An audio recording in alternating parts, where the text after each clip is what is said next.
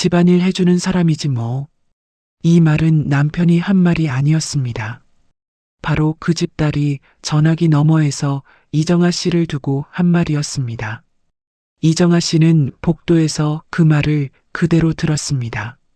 걸레를 손에 쥔 채로 59살, 5년을 혼자 버텼고 용기를 내어 다시 선택했으며 석 달 만에 가정부가 된 여자. 그런데 이 여자 울지 않았습니다. 대신 부엌 서랍을 열어 까만 표지의 작은 수첩 하나를 꺼냈습니다.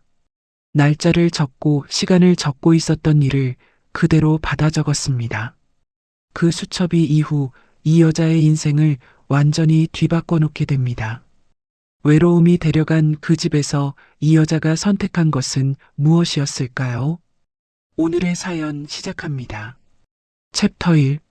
새벽 5시 50분. 아직 해가 뜨지 않은 골목 끝에 편의점 간판 불빛만 하얗게 켜져 있었다.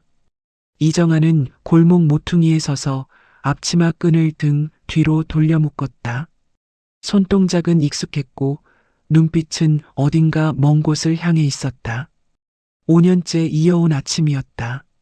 유리문을 밀고 들어서면서 이정아는 불을 하나씩 켰다.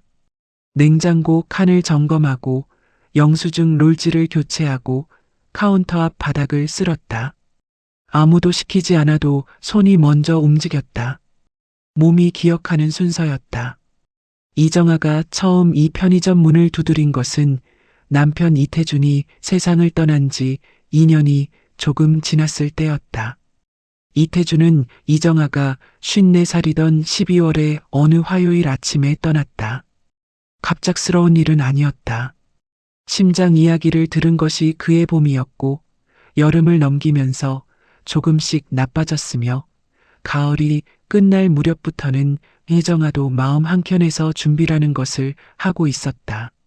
하지만 준비란 것이 실제 순간을 덜 아프게 만들어주지는 않았다. 장례는 사흘이었다. 문상객이 많았고 음식을 나르는 손길도 많았으며 이정아의 손을 잡아주는 사람도 많았다. 그 모든 것이 끝나고 아이들과 함께 빈집으로 돌아왔을 때 딸 이수경이 이정아의 손을 꼭 쥐며 말했다. 엄마, 괜찮죠? 이정아는 웃었다. 괜찮아. 아들 이재원도 같은 말을 물었다. 이정아는 같은 대답을 했다. 사실은 하나도 괜찮지 않았다. 하지만 괜찮다고 말하는 것이 그때는 더 쉬웠다. 아이들을 붙잡고 무너지는 것보다 웃는 것이 훨씬 덜 힘들었다. 1년은 정신없이 지나갔다. 할 일이 많았다. 서류를 정리하고 통장을 정리하고 이태준이 쓰던 물건들을 천천히 비워냈다. 찾아오는 사람도 꾸준했다. 명절이면 아이들이 왔고 이태준의 친구들이 가끔 들렀으며 동네 지인들이 반찬을 들고 오기도 했다. 집안에 사람이 있었다. 소리가 있었다. 이정아는 그 소리 안에서 1년을 버텼다. 문제는 2년째부터였다. 사람들의 발길이 뜸해졌다.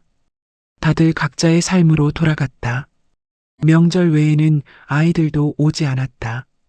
집이 달라졌다. 아침에 눈을 뜨면 가장 먼저 들리는 것이 냉장고 돌아가는 소리였다. 그것밖에 없었다. 이정아는 매일 아침 창문을 열었다. 바깥에서 들어오는 소리, 차 소리, 새 소리, 아이들 등교하는 발소리, 그 소리들이 있어야만 세상이 아직 살아있다는 느낌이 들었다. 창문을 닫으면 다시 냉장고 소리뿐이었다. 밥은 점점 단순해졌다.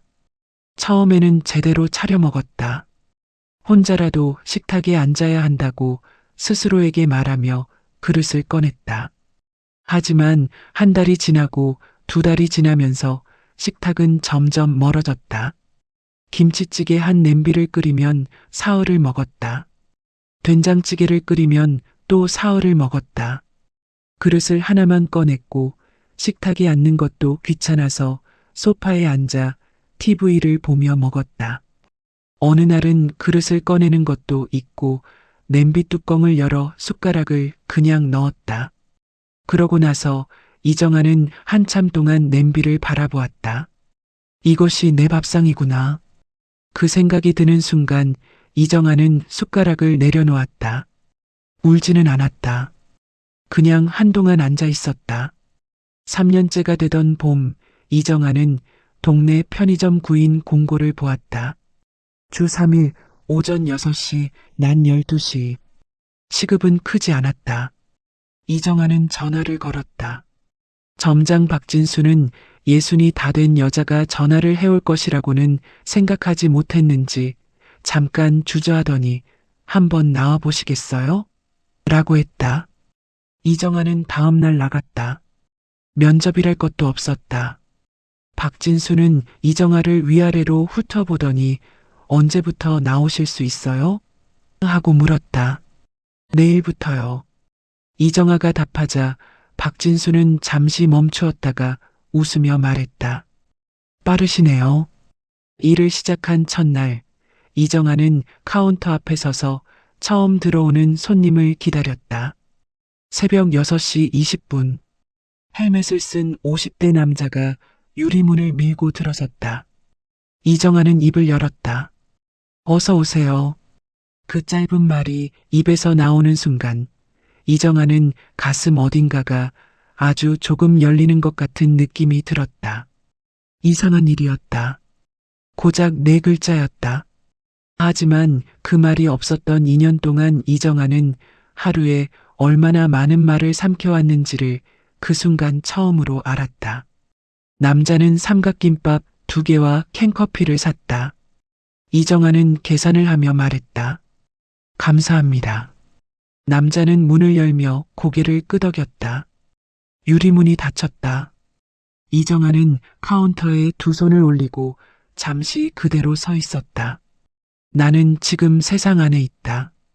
그 감각이 생각보다 오래 이정아의 가슴 안에 남았다. 그러나 문제는 밤이었다. 낮에는 어떻게든 버텼다. 편의점 일이 있는 날은 더 쉬웠고 없는 날도 청소를 하거나 동네를 한 바퀴 걷거나 하면 해가 넘어갔다. 문제는 불을 끄고 난 다음이었다. 침대에 누우면 옆자리가 너무 넓었다. 이태주는 덩치가 크지 않았다. 침대의 절반을 넘게 차지하는 사람이 아니었다. 하지만 없어지고 나서야 그가 차지하고 있던 자리가 얼마나 큰 것이었는지를 알게 됐다. 처음에는 낯설었다. 나중에는 무서워졌다. 혼자 자다가 무슨 일이 생기면 누가 알까? 그 생각이 처음 든 것은 2년째 되던 어느 겨울밤이었다. 새벽 2시에 눈이 떠졌고 아무 소리도 나지 않는 집안에서 이정아는 한동안 천장을 바라보았다. 심장이 두근거렸다. 두렵다는 감각이었다. 이정아는 핸드폰을 들어 전화를 걸 사람을 생각해 보았다. 이 시간에 딸에게 전화를 걸 수는 없었다. 아들도 마찬가지였다. 이정아는 핸드폰을 내려놓았다. 그리고 TV 리모컨을 집어들었다. 버튼을 누르자 화면이 켜지며 소리가 흘러나왔다. 심야 홈쇼핑 진행자의 목소리였다. 이정아는 그 소리를 들으며 눈을 감았다. 소리가 있으니 혼자가 아닌 것 같았다. 그것이 이정아의 밤을 버티는 방법이 됐다. 5년이 그렇게 지나갔다. 겉으로 보면 이정아는 잘 살고 있었다. 편의점 일을 꾸준히 했고 명절이면 아이들이 찾아왔으며 웃음도 있었고 음식도 있었다. 이재원은 엄마 건강해 보여서 다행이에요라고 했고 이수경은 엄마 혼자서도 잘하시네라고 했다. 이정아는 웃으며 말했다. 그럼 괜찮아. 아이들이 돌아가고 문이 닫히면 집안은 다시 원래대로 돌아왔다. 냉장고 소리, TV 소리, 그리고 넓은 옆자리. 5년이 지났지만 그것은 달라지지 않았다. 외로움은 줄어들지 않았다. 시간이 지날수록 더 깊은 곳으로 가라앉을 뿐이었다. 이정아는 그것이 언젠가 자신을 전혀 예상치 못한 곳으로 데려갈 것이라는 것을 그때는 알지 못했다. 챕터 2. 그해 5월이었다. 벚꽃은 이미 지고 초록이 짙어지기 시작하는 계절이었다. 이정아는 편의점 오전 근무를 마치고 앞치마를 벗으며 박진수에게 인사를 건넸다. 수고하셨어요, 사장님. 박진수는 카운터 뒤에서 고개를 끄덕이며 오늘 좀 피곤해 보이시네요 라고 말했다. 이정아는 웃었다. 괜찮아요. 항상 하는 말이었다. 약속 장소는 집에서 버스로 2정거장 거리에 있는 작은 카페였다. 이정아와 박명숙은 매달 한 번 이 카페에서 만났다. 15년이 넘은 약속이었다. 명숙은 이정아보다 1살 아래였고 남편이 살아있었으며 말이 많고 웃음이 잦은 여자였다. 이정아가 먼저 자리에 앉아 있었다. 아이스 아메리카노를 시켜놓고 창밖을 바라보고 있는데 카페 문이 열렸다. 명숙이 들어섰다. 그런데 혼자가 아니었다. 이정아는 눈을 가늘게 떴다. 명숙의 옆에 남자가 서 있었다. 60 초반으로 보이는 단정한 체형의 남자였다. 짧게 자른 흰머리, 다림질이 된 셔츠, 조심스럽게 앞을 바라보는 눈빛. 이정아는 순간 말문이 막혔다. 명숙은 태연하게 걸어오며 손을 흔들었다. 정아야, 나왔어. 명숙은 남자와 함께 자리에 앉았다. 이정아는 명숙을 바라봤다. 눈빛으로 말하고 있었다. 이게 뭐야? 명숙은 그 눈빛을 받고도 커피 메뉴판을 집어들며 말했다. 여기 아메리카노 맛있지? 나는 따뜻한 걸로 시킬까? 이정아는 조용히 말했다. 명숙아. 명숙은 메뉴판을 내려놓으며 웃었다. 응, 인사해. 이쪽은 최준혁 씨야. 나 남편 직장 동료 선배분인데 사모님 먼저 보내시고 지금 혼자 사신다고. 남자가 먼저 고개를 숙였다. 안녕하세요. 저는 최준혁이라고 합니다. 목소리는 차분했다. 무리하게 친절하지도 않았고 어색함을 감추려 과하게 웃지도 않았다. 그냥 조용하고 차분한 사람의 목소리였다. 이정아는 잠깐 그 목소리를 들었다가 명숙을 쳐다봤다. 왜 말도 없이 이런 걸? 명숙은 한숨을 내쉬었다. 정아야. 말했으면 내가 나왔겠어? 이정아는 아무 말도 하지 않았다. 틀린 말이 아니었기 때문이었다. 그날의 자리는 길지 않았다. 커피 한 잔이 다 식을 만큼의 시간이었다. 최준혁은 이정아에게 많은 것을 묻지 않았다. 자신의 이야기도 길게 하지 않았다. 다만 명숙이 어떻게 지내세요? 요즘이라고 묻자 잠시 생각하다 이렇게 말했다. 혼자 있는 시간이 너무 길어지더라고요. 이정아는 커피잔을 들다가 그 말을 듣고 손을 멈췄다. 혼자 있는 시간이 너무 길어진다. 그 말이 이상하게 자신의 어딘가를 정확하게 건드렸다. 이정아는 아무 말도 하지 않았다. 그냥 커피를 한 모금 마셨다. 헤어지기 전 명숙은 이정아의 팔을 잡으며 말했다. 정아야, 너 이제 좀 편하게 살아야지. 이정아는 웃으며 말했다. 나 편해. 잘 살고 있어. 명숙은 이정아를 바라봤다. 오래된 친구의 눈이었다.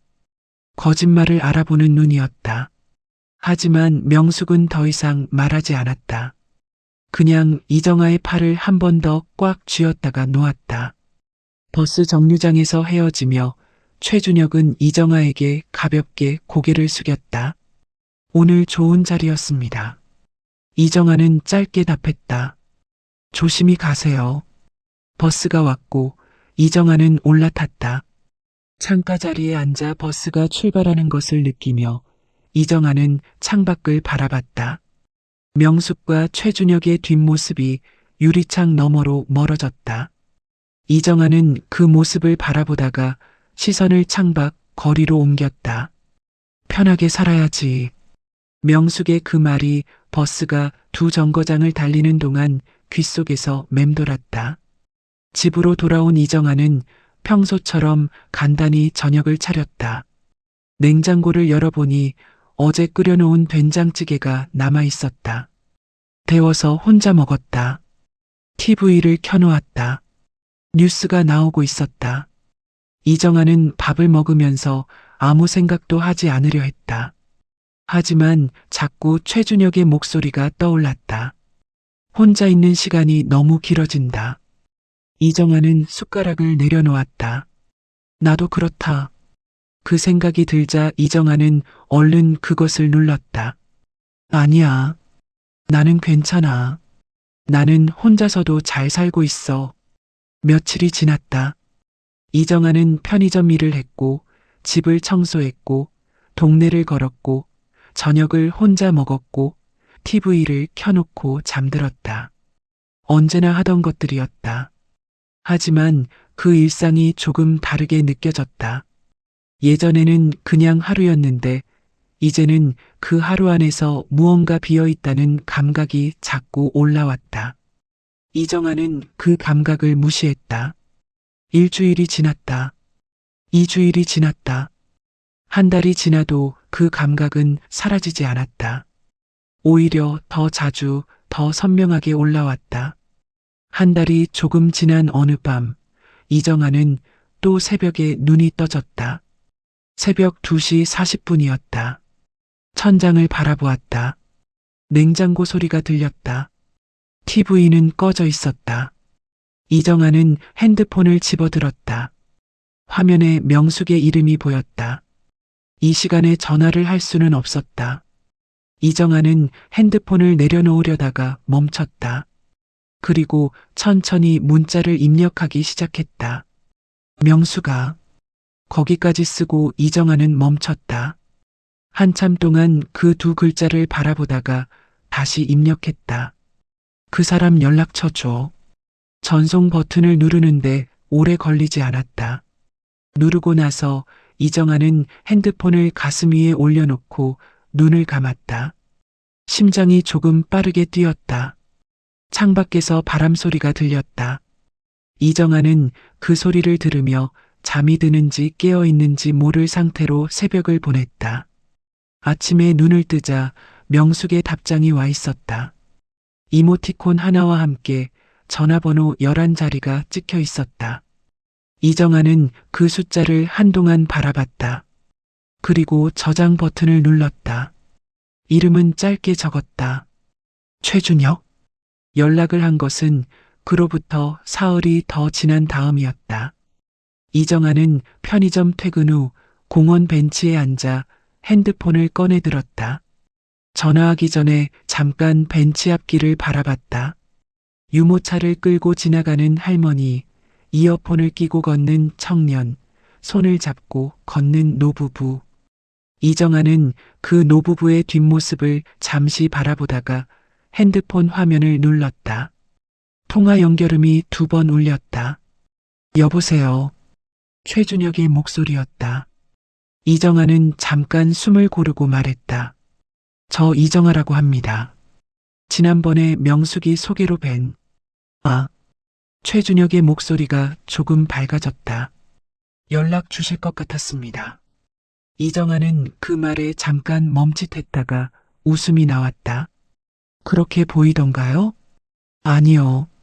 그랬으면 좋겠다고 생각했습니다. 짧은 침묵이 흘렀다. 이정아는 공원 벤치에 앉아 그 침묵 안에서 자신이 왜 전화를 걸었는지를 다시 한번 생각했다. 외로웠기 때문이었다. 하지만 그것을 입 밖으로 꺼내는 것이 아직은 부끄러웠다. 저녁에 시간 되시면 밥이라도 한번 같이 드실 수 있을까요? 이정아가 먼저 물었다. 최준혁은 잠깐도 망설이지 않았다. 언제든지요. 첫 번째 저녁 식사는 한강 근처의 조용한 순두부 집에서였다. 자리에 마주 앉은 두 사람은 처음에는 말이 없었다. 메뉴를 정하고 물을 마시고 음식이 나오기를 기다리는 동안 이정아는 테이블보의 패턴을 바라봤다. 최준혁이 먼저 말을 꺼냈다. 사모님은 얼마나 됐습니까? 5년이요. 준혁 씨는요? 저는 4년 됐습니다. 짧은 대답들이었다. 하지만 그 짧음 안에 각자가 보낸 시간의 무게가 고스란히 담겨 있었다. 음식이 나왔다. 두 사람은 말없이 수저를 들었다. 한동안 먹기만 했다. 그러다 최준혁이 말했다. 저는 밥 먹는 게 제일 힘들더라고요. 이정아는 수저를 멈추고 그를 바라봤다. 혼자 밥 먹는 게요? 네. 밥은 누군가랑 같이 먹는 거라고 생각했는데, 혼자 밥상 앞에 앉으면 그게 이상하게 길어요. 시간이. 이정아는 아무 말도 하지 않았다. 대신 고개를 한번 끄덕였다. 나도 그렇다. 그 말이 목구멍 끝까지 올라왔다가 조용히 내려갔다.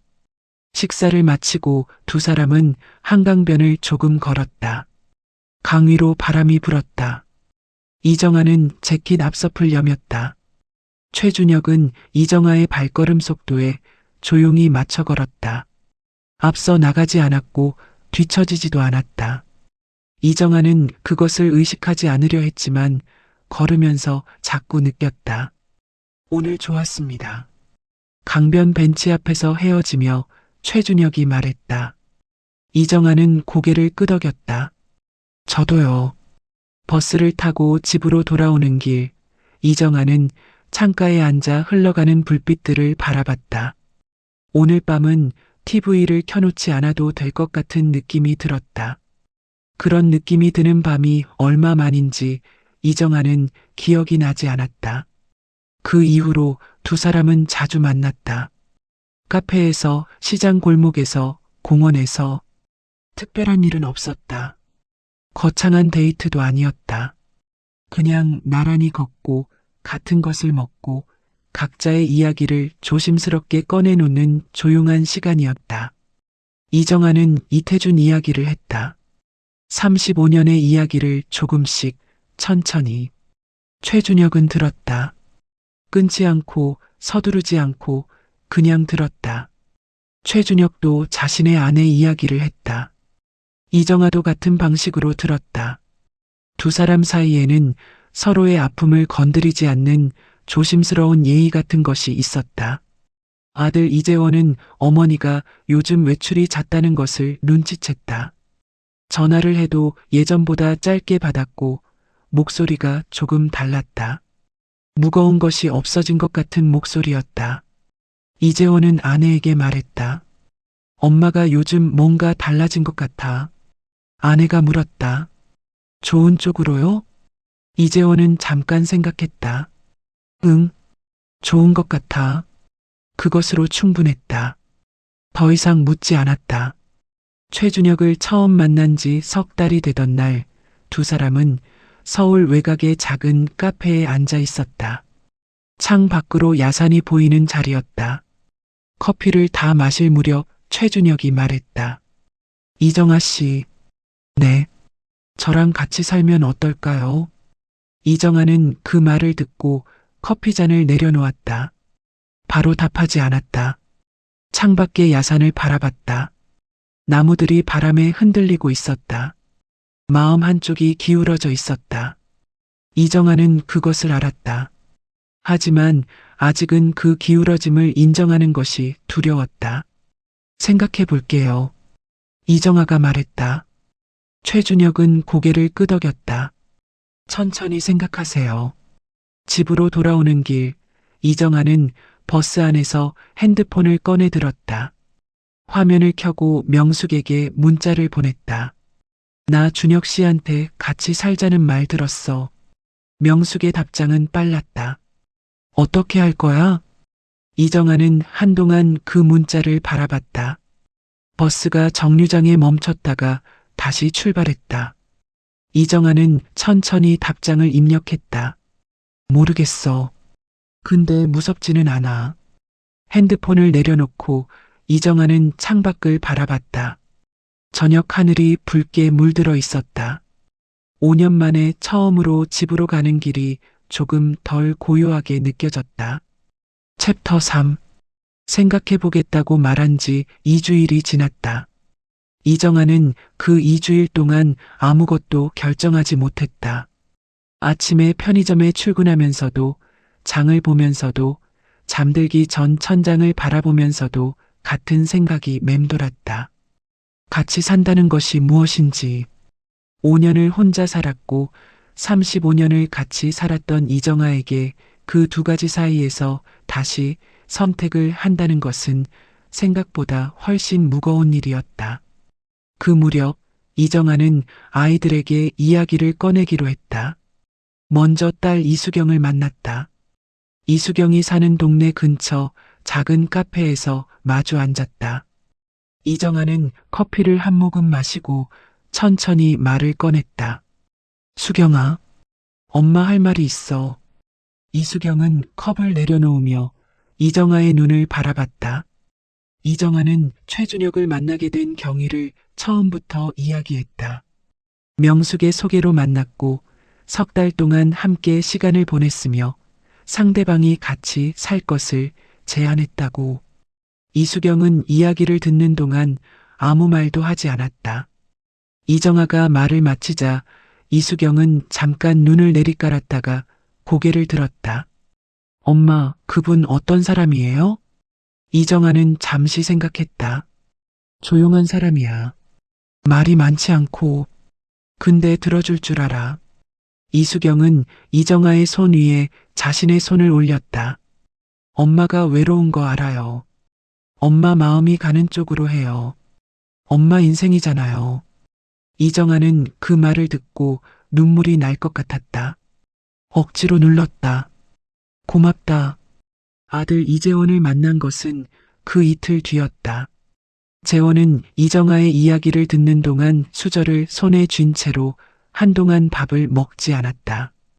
이정아가 말을 마치자 재원은 조용히 물었다.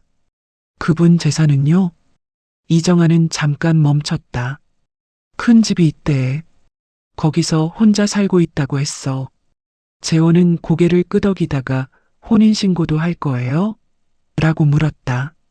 이정아는 솔직하게 답했다. 그건 아직 모르겠어. 재원은 잠시 생각하다가 이정아를 바라봤다. 엄마가 괜찮으면요. 짧은 대답이었다.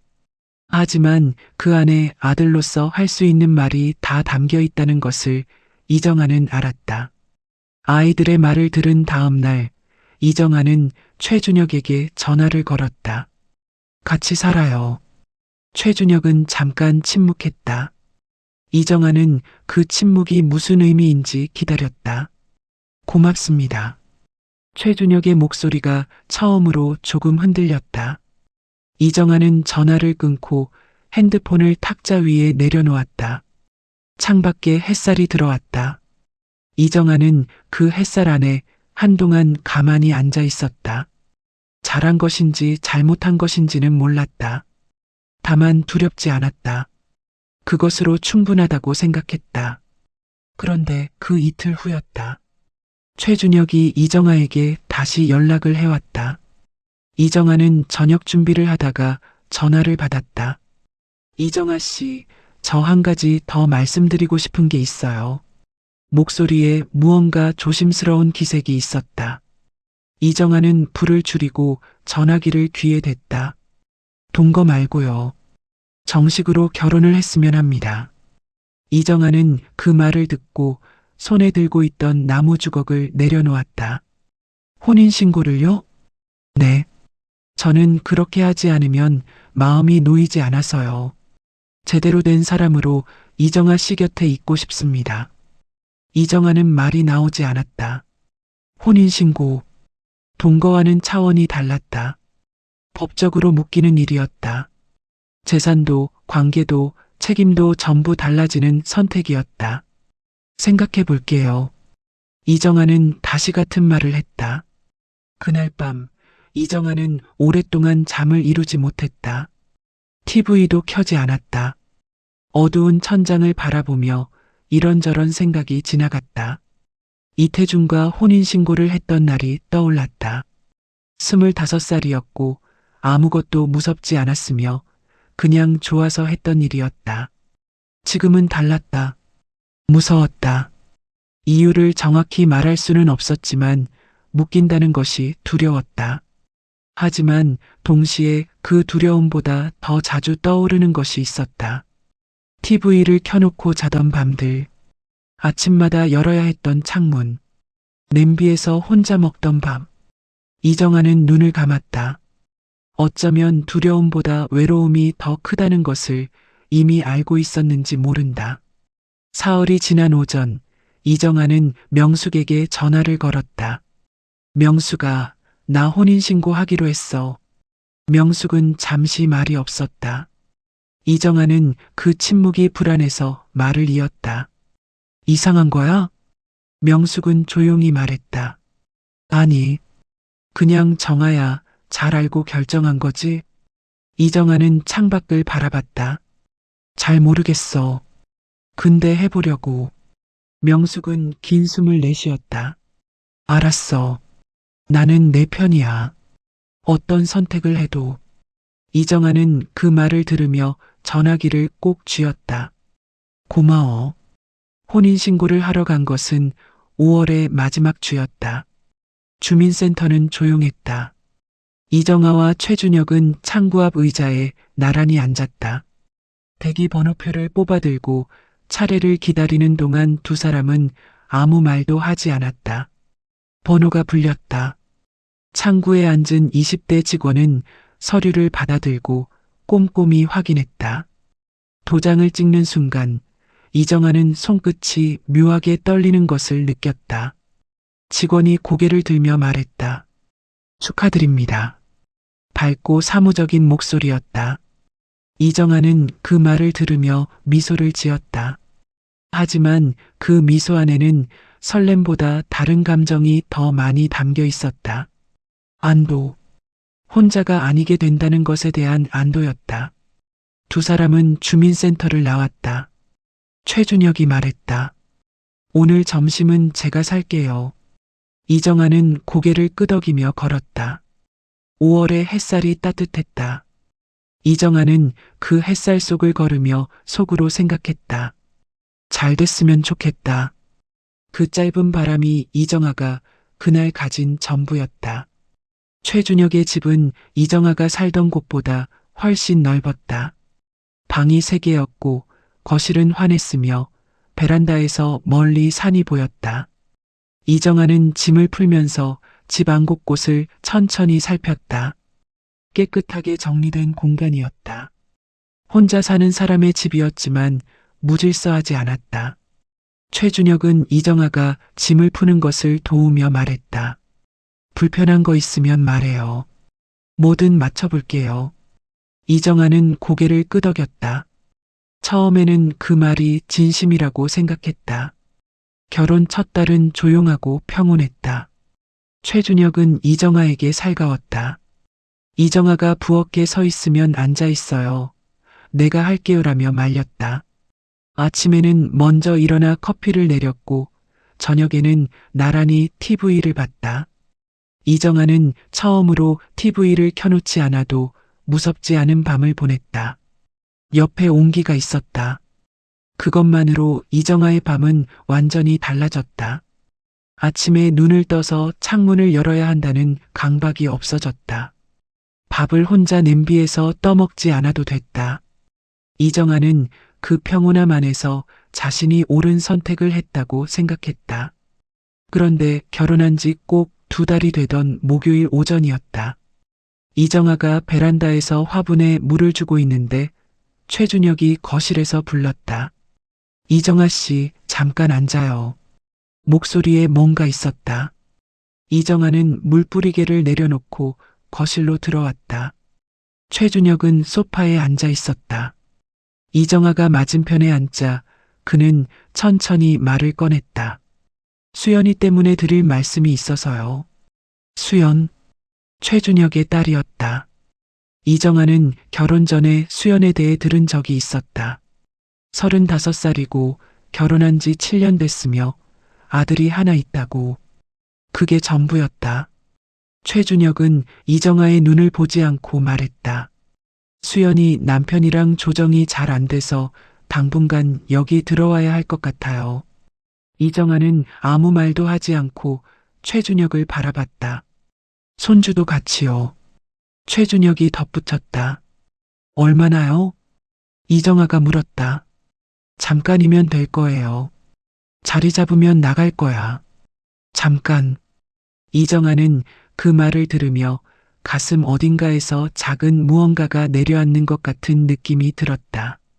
하지만 아직은 판단하지 않으려 했다. 딸이 힘든 상황인데 아버지로서 받아들이는 것은 당연한 일일 수 있었다. 알겠어요. 이정아는 고개를 끄덕였다. 최준혁의 얼굴에 안도의 빛이 스쳤다. 이정아는 그 표정을 보면서 뭔가 이상하다는 감각이 아주 조금 올라왔다가 가라앉는 것을 느꼈다. 이틀 후 금요일 저녁 현관문이 열렸다. 최수연이 들어섰다. 4살짜리 아들 준서를 한 손으로 이끌고 큰 캐리어를 끌었다. 이정아는 거실에 서서 맞이했다. 수연은 신발을 벗으며 이정아를 향해 시선을 들었다. 짧은 눈맞춤이었다. 안녕하세요. 인사는 건조했다. 이정아는 웃으며 말했다. 어서 와요. 힘들었겠다. 수연은 그 말에 대꾸 없이 준서의 손을 잡고 안으로 들어갔다. 이정아는 그 뒷모습을 바라봤다. 준서는 낯선 공간이 신기한 듯 두리번거리다가 이정아와 눈이 마주쳤다. 이정아가 웃어 보이자 준서는 잠깐 멈칫하다가 다시 수연의 손을 꼭 잡았다. 이정아는 그 모습을 보며 천천히 부엌으로 들어갔다. 저녁을 차려야 했다. 3명이 아니라 이제 5명이 먹을 밥을. 이정아는 냄비를 꺼내며 오늘 저녁 메뉴를 머릿속으로 짰다. 아직은 괜찮다고 생각했다. 잠깐이라고 했으니까. 하지만 수연이 들어온 지 일주일이 채 되지 않아 이정아는 깨달았다. 이것이 잠깐이 아닐 수 있다는 것을. 수연은 아침을 차려달라고 했다. 저녁도 차려달라고 했다. 준서의 빨래를 돌려달라고 했다. 어린이집 등하원을 부탁했다. 말투는 부탁이 아니었다. 통보에 가까웠다. 오늘 저녁은 된장국 말고 다른 걸로 해주세요. 준서가 된장 냄새 싫어해요. 이 빨래 오늘 중으로 부탁드려요. 내일 준서 어린이집 9시까지예요. 이정아는 그 말들을 들을 때마다 아무 대꾸 없이 움직였다. 아직은 참을 수 있었다. 낯선 집에 들어온 딸의 입장을 이해하려 했다. 하지만 그 이해가 얼마나 오래 갈 수 있는지는 이정아 자신도 알 수 없었다. 수연이 들어온 지 열흘이 지난 날 밤, 이정아는 침대에 누워 천장을 바라보았다. 최준혁은 이미 잠들어 있었다. 이정아는 눈을 뜬 채로 오늘 하루를 되짚었다. 새벽 6시에 일어났다. 밥을 했다. 준서를 어린이집에 데려다 줬다. 빨래를 돌렸다. 청소를 했다. 장을 봤다. 저녁을 차렸다. 준서를 데려왔다. 설거지를 했다. 밤 9시였다. 온몸이 무거웠다. 이정아는 손을 들어 자신의 손등을 바라봤다. 주름이 늘어 있었다. 이정아는 눈을 감았다. 이것이 내가 원하던 것이었나? 그 질문이 어두운 방 안에서 조용히 올라왔다. 수연이 들어온 지 보름이 지난 아침이었다. 이정아는 새벽 6시에 눈을 떴다. 알람이 울리기도 전이었다. 몸이 먼저 기억하는 시간이 됐다. 이정아는 이불을 걷고 일어났다. 최준혁은 아직 자고 있었다. 수연의 방에서도 아무 소리가 나지 않았다. 이정아는 조용히 부엌으로 나와 가스불을 켰다. 냄비에 물을 올리고 쌀을 씻는 동안 창밖이 서서히 밝아오는 것을 봤다. 예전 혼자 살 때도 이 시간에 부엌에 서 있었다. 하지만 그때는 자신을 위한 아침이었다.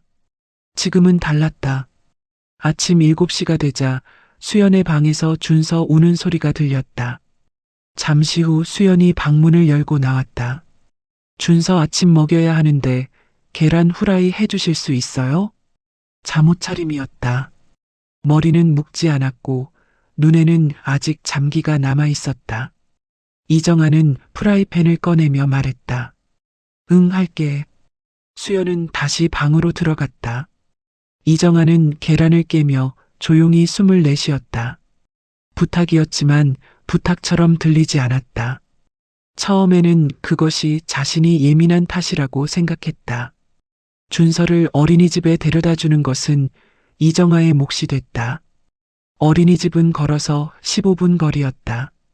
준서는 처음에는 이정아의 손을 잘 잡지 않으려 했다. 낯선 어른이었으니까.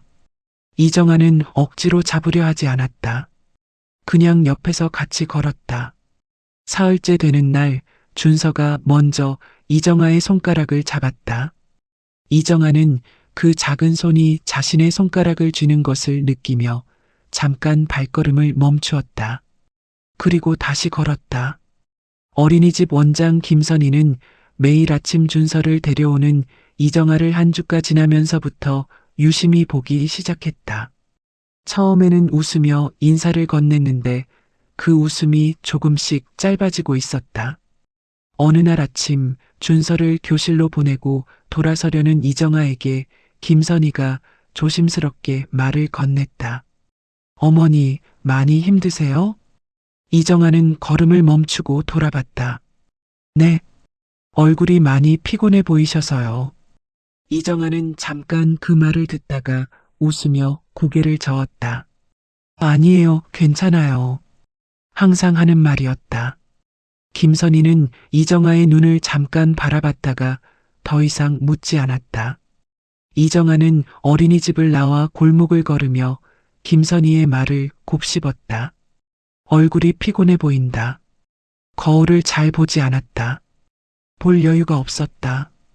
그날 오후 이정아는 청소를 하다가 수연의 방 앞에서 멈췄다. 방 안에서 전화 통화 소리가 새어나왔다. 수연의 목소리였다. 응, 나 지금 아빠 집에 있어. 밥도 해주고 빨래도 해주고 그냥 지내는 거지. 이정아는 걸레질을 하던 손을 멈췄다. 새엄마? 응, 있어. 별로 할 말은 없고 그냥 집안일 해주는 사람이지 뭐. 집안일 해주는 사람. 이정아는 그 말을 들은 채로 한동안 복도에 서 있었다. 화가 나는지 슬픈지 구별이 되지 않았다. 그냥 무언가가 가슴 안에서 천천히 가라앉는 느낌이 들었다. 이정아는 걸레를 들고 다시 복도를 닦기 시작했다. 무릎을 굽히고 바닥을 밀고 다시 일어서고 그 동작을 반복하면서 이정아는 생각했다. 나는 지금 무엇을 하고 있는가? 그날 저녁 이정아는 처음으로 최준혁에게 말을 꺼냈다. 저녁 설거지를 마치고 최준혁이 소파에 앉아 TV를 보고 있을 때였다.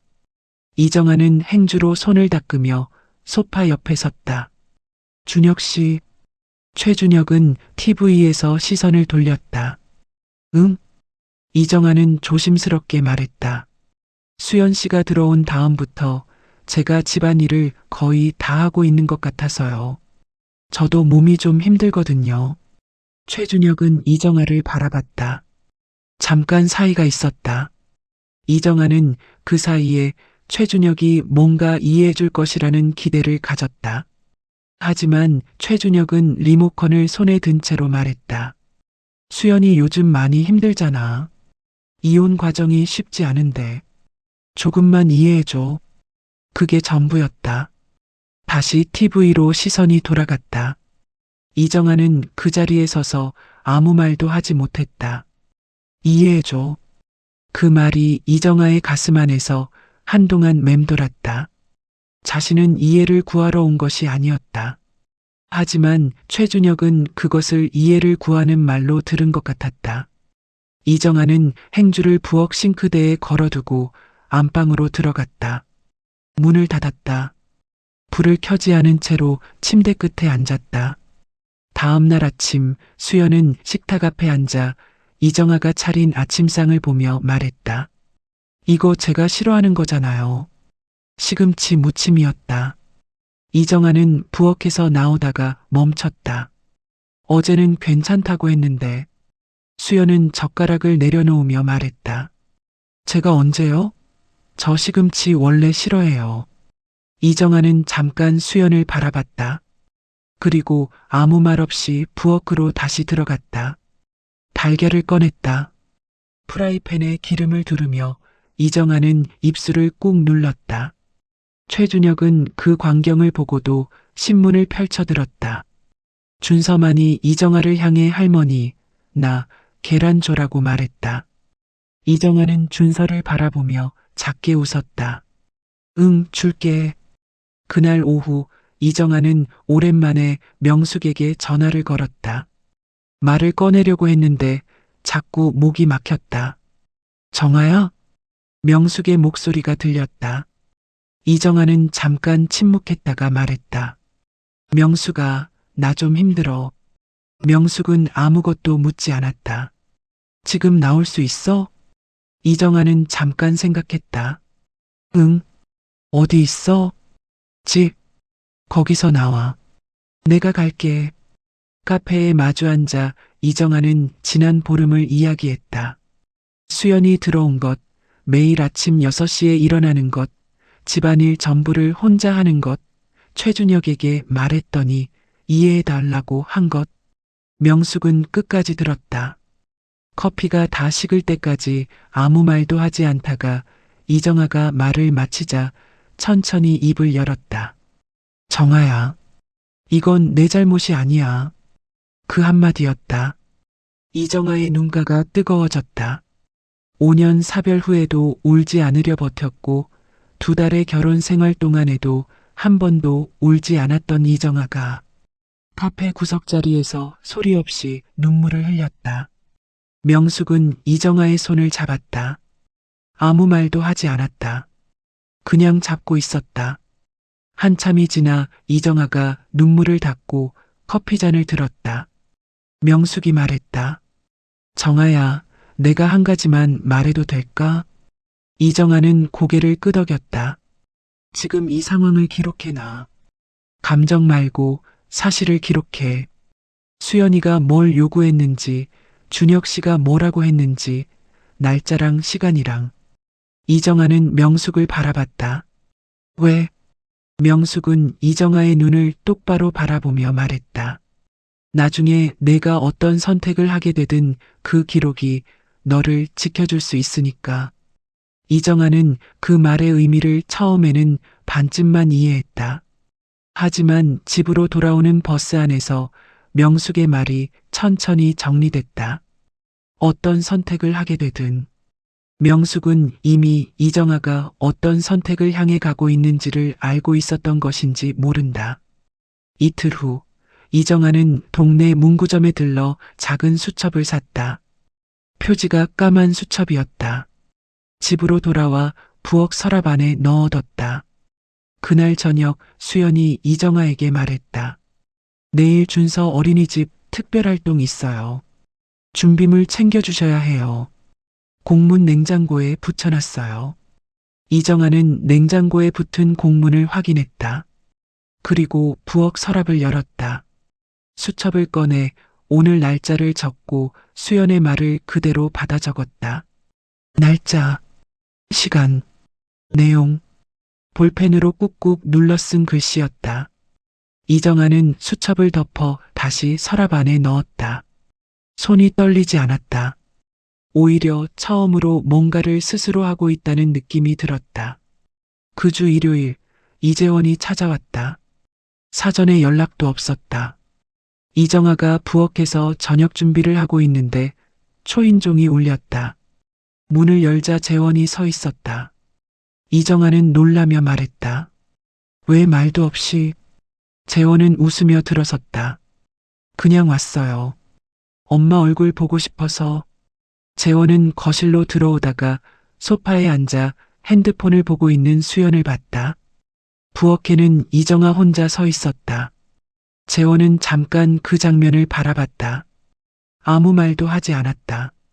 이정아에게 다가와 제가 도울게요라며 옆에 섰다. 이정아는 고개를 저었다. 됐어. 그냥 앉아 있어. 재원은 그래도 옆에 서서 당근을 썰기 시작했다. 한동안 두 사람은 말없이 나란히 서서 저녁을 준비했다.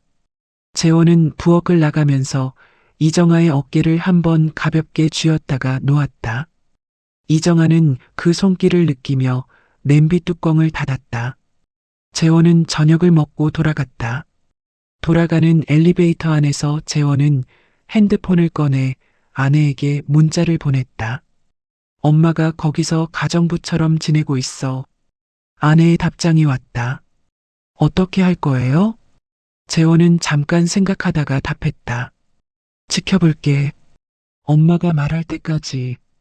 엘리베이터 문이 열렸다. 재원은 핸드폰을 주머니에 넣으며 주차장을 걸어갔다. 차에 타고 핸들을 잡았다. 출발하지 않고 한동안 그대로 앉아 있었다. 엄마가 그 집에서 혼자 설거지를 하고 있을 시간이었다.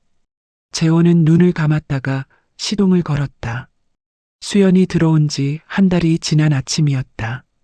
이정아는 새벽 6시에 일어나 부엌에 섰다. 냄비를 올리고 쌀을 안치고 국거리를 꺼내는 동작이 이제는 완전히 몸에 배어 있었다. 손이 움직이는 동안 머릿속은 오늘 하루의 순서를 짰다. 아침 차리기, 준서 어린이집 등원, 빨래 돌리기, 청소, 장보기, 준서 하원, 저녁 차리기. 어제와 같은 순서였다. 그제와도 같은 순서였다. 이정아는 국물을 저으며 창밖을 바라봤다. 아직 어두웠다. 그 무렵 이정아의 수첩은 반이 넘게 채워져 있었다.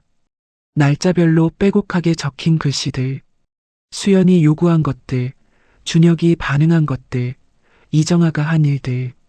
감정은 적지 않았다. 명숙이 말한 대로 사실만 적었다. 어느 날 저녁 이정아는 서랍에서 수첩을 꺼내 처음 페이지부터 다시 읽었다. 한 장 한 장 넘기면서 이정아는 그것이 하나의 그림을 그리고 있다는 것을 알았다.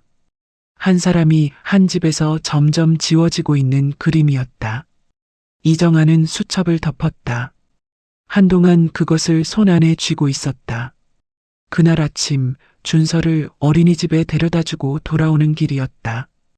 이정아는 골목 어귀에 있는 작은 꽃집 앞을 지나쳤다. 유리창 너머로 작은 화분들이 줄지어 있었다. 노란 꽃, 하얀 꽃, 초록 잎만 무성한 것들. 이정아는 걸음을 멈추고 그 화분들을 바라봤다. 한동안 서 있었다. 꽃집 안에 있던 40대 주인이 유리창 너머로 이정아를 보고 문을 열며 말했다. 들어오세요. 이정아는 들어갔다. 작은 공간이었지만 흙 냄새와 꽃 냄새가 섞여서 이상하게 마음이 가라앉았다. 주인이 물었다. 어떤 걸 찾으세요? 이정아는 잠깐 생각하다가 말했다. 그냥 보러 왔어요. 주인은 웃으며 고개를 끄덕였다. 이정아는 화분들 사이를 천천히 걸었다. 작은 다육이 하나가 눈에 들어왔다. 손가락 2마디만 한 크기였다. 투명한 플라스틱 화분에 심겨져 있었는데 잎이 통통하고 단단했다. 이정아는 그것을 손에 들었다. 이거 얼마예요? 2,000원이요. 이정아는 지갑에서 2,000원을 꺼냈다. 집으로 돌아와 부엌 창틀 위에 화분을 올려놓았다. 창밖을 향해 놓으니 햇살이 입 위로 떨어졌다. 이정아는 그것을 잠깐 바라봤다. 오늘 처음으로 자신을 위해 무언가를 산 것 같았다. 그 주 목요일 이정아가 빨래를 개고 있는데 수연이 방에서 나왔다. 저 오늘 친구 만나러 가는데 준서 하원 좀 부탁드려요. 이정아는 빨래를 개던 손을 멈추지 않고 말했다. 몇 시요? 3시요. 저 5시쯤 올 것 같아요. 수연은 말을 마치고 현관에서 신발을 꺼내 신기 시작했다. 이정아는 빨래를 개며 말했다. 수연 씨, 그런 부탁은 하루 전에 미리 해줘요. 저도 일정이 있을 수 있으니까. 수연은 신발끈을 묶다가 고개를 들었다. 일정이요? 이정아는 빨래를 내려놓고 수연을 바라봤다. 네, 저도 제 시간이 있어요. 수연은 잠깐 이정아를 바라보다가 아무 말 없이 일어나 현관문을 열고 나갔다. 쾅 소리가 났다. 이정아는 그 소리를 들으며 다시 빨래를 집어들었다. 손이 조금 떨렸다. 하지만 목소리는 떨리지 않았다. 그것이 이정아에게는 중요한 차이였다. 그날 저녁 최준혁은 이정아에게 수연 이야기를 꺼냈다. 수연이한테 오늘 무슨 말 했어요? 이정아는 저녁상을 차리다가 최준혁을 바라봤다. 미리 말해달라고 했어요. 부탁할 게 있으면. 최준혁은 소파에 앉은 채로 말했다. 수연이 지금 많이 예민해. 좀 배려해줘요. 이정아는 국그릇을 식탁에 올려놓으며 조용히 말했다. 준혁 씨, 저도 배려받아야 하는 사람이에요. 최준혁은 아무 말도 하지 않았다. 이정아는 수저를 놓고 부엌으로 들어갔다. 등 뒤에서 TV 소리가 켜졌다. 이정아는 싱크대 앞에 서서 잠깐 눈을 감았다. 배려받아야 하는 사람. 그 말을 입 밖으로 꺼낸 것이 이것이 처음이었다. 말하고 나니 이상하게 허공이 뚫린 것 같은 느낌이 들었다. 말해도 달라지지 않는다는 것을 이미 알고 있었기 때문인지 모른다. 그로부터 나흘이 지난 날, 이정아는 수첩을 꺼내 앞에서부터 다시 읽었다. 이번에는 천천히 읽었다. 한 줄 한 줄. 다 읽고 나서 이정아는 수첩을 덮고 탁자 위에 올려놓았다. 그리고 한동안 그것을 바라봤다. 이 수첩 안에 담긴 것들이 전부 사실이었다. 과장하지 않았고 감정을 섞지 않았다. 그냥 있었던 일들이었다. 이정아는 수첩을 손에 들고 천천히 생각했다. 자신이 지금 어떤 상황에 있는지. 아내가 아니었다. 가족도 아니었다. 집안일을 하는 사람이었다. 수연의 말대로 그냥 집안일 해주는 사람. 이정아는 눈을 감았다. 5년을 혼자 버텼다. 외로움이 무서워서 이 선택을 했다. 그런데 지금은 혼자였을 때보다 더 지워진 느낌이 들었다. 혼자였을 때는 적어도 나는 나였는데. 그 생각이 드는 순간 이정아 안에서 무언가가 조용히 결정됐다. 그날 밤 최준혁과 이정아는 오랜만에 식탁에 마주 앉아 있었다. 수연과 준서는 이미 방에 들어간 후였다. 이정아는 차를 한 잔 내왔다. 최준혁 앞에 찻잔을 놓으며 자리에 앉았다. 준혁 씨, 저 진지하게 드릴 말씀이 있어요. 최준혁은 찻잔을 들다가 이정아를 바라봤다. 이정아는 최준혁의 눈을 보며 천천히 말했다. 수연 씨가 들어온 이후로 제가 이 집에서 어떻게 지내왔는지 아세요? 최준혁은 아무 말도 하지 않았다. 이정아는 계속했다. 새벽 6시에 일어나서 밥하고 청소하고 빨래하고 준서 등하원하고 저녁 차리고 저는 이 집에 아내로 들어온 건지 일하는 사람으로 들어온 건지 모르겠어요. 최준혁은 찻잔을 내려놓았다. 이정아 씨, 그게 다 가족을 위한 일 아니야. 가족이니까 당연한 거 아니야? 이정아는 그 말을 들으며 잠깐 눈을 감았다. 가족이니까 당연하다. 그 말이 이정아의 가슴 안에서 무언가를 완전히 끊어냈다. 실 하나가 조용히 끊어지는 소리가 들리는 것 같았다. 이정아는 눈을 떴다. 알겠어요. 그 말만 하고 이정아는 자리에서 일어났다. 안방으로 들어가 문을 닫았다. 불을 켜지 않았다. 침대에 앉아 어두운 방 안에서 이정아는 오랫동안 생각했다. 가족이니까 당연하다. 그 말이 틀린 것인지 맞는 것인지는 모른다. 하지만 분명한 것은 자신이 이 집에서 아내로 대우받은 날이 단 하루도 없었다는 것이었다. 이정아는 자리에서 일어나 서랍을 열었다. 수첩을 꺼냈다. 그리고 오늘 날짜를 적고 오늘 저녁의 대화를 그대로 받아 적었다. 날짜, 시간, 최준혁의 말. 가족이니까 당연한 거 아니야. 다 적고 나서 이정아는 수첩을 덮었다. 그리고 핸드폰을 들었다. 검색창에 천천히 입력했다. 이혼 전문 법률 상담. 화면에 여러 검색 결과가 떴다. 이정아는 그중 하나를 눌렀다. 전화번호가 보였다. 저장 버튼을 눌렀다. 전화는 내일 아침에 하기로 했다. 이정아는 핸드폰을 내려놓고 침대에 누웠다. TV를 켜지 않았다.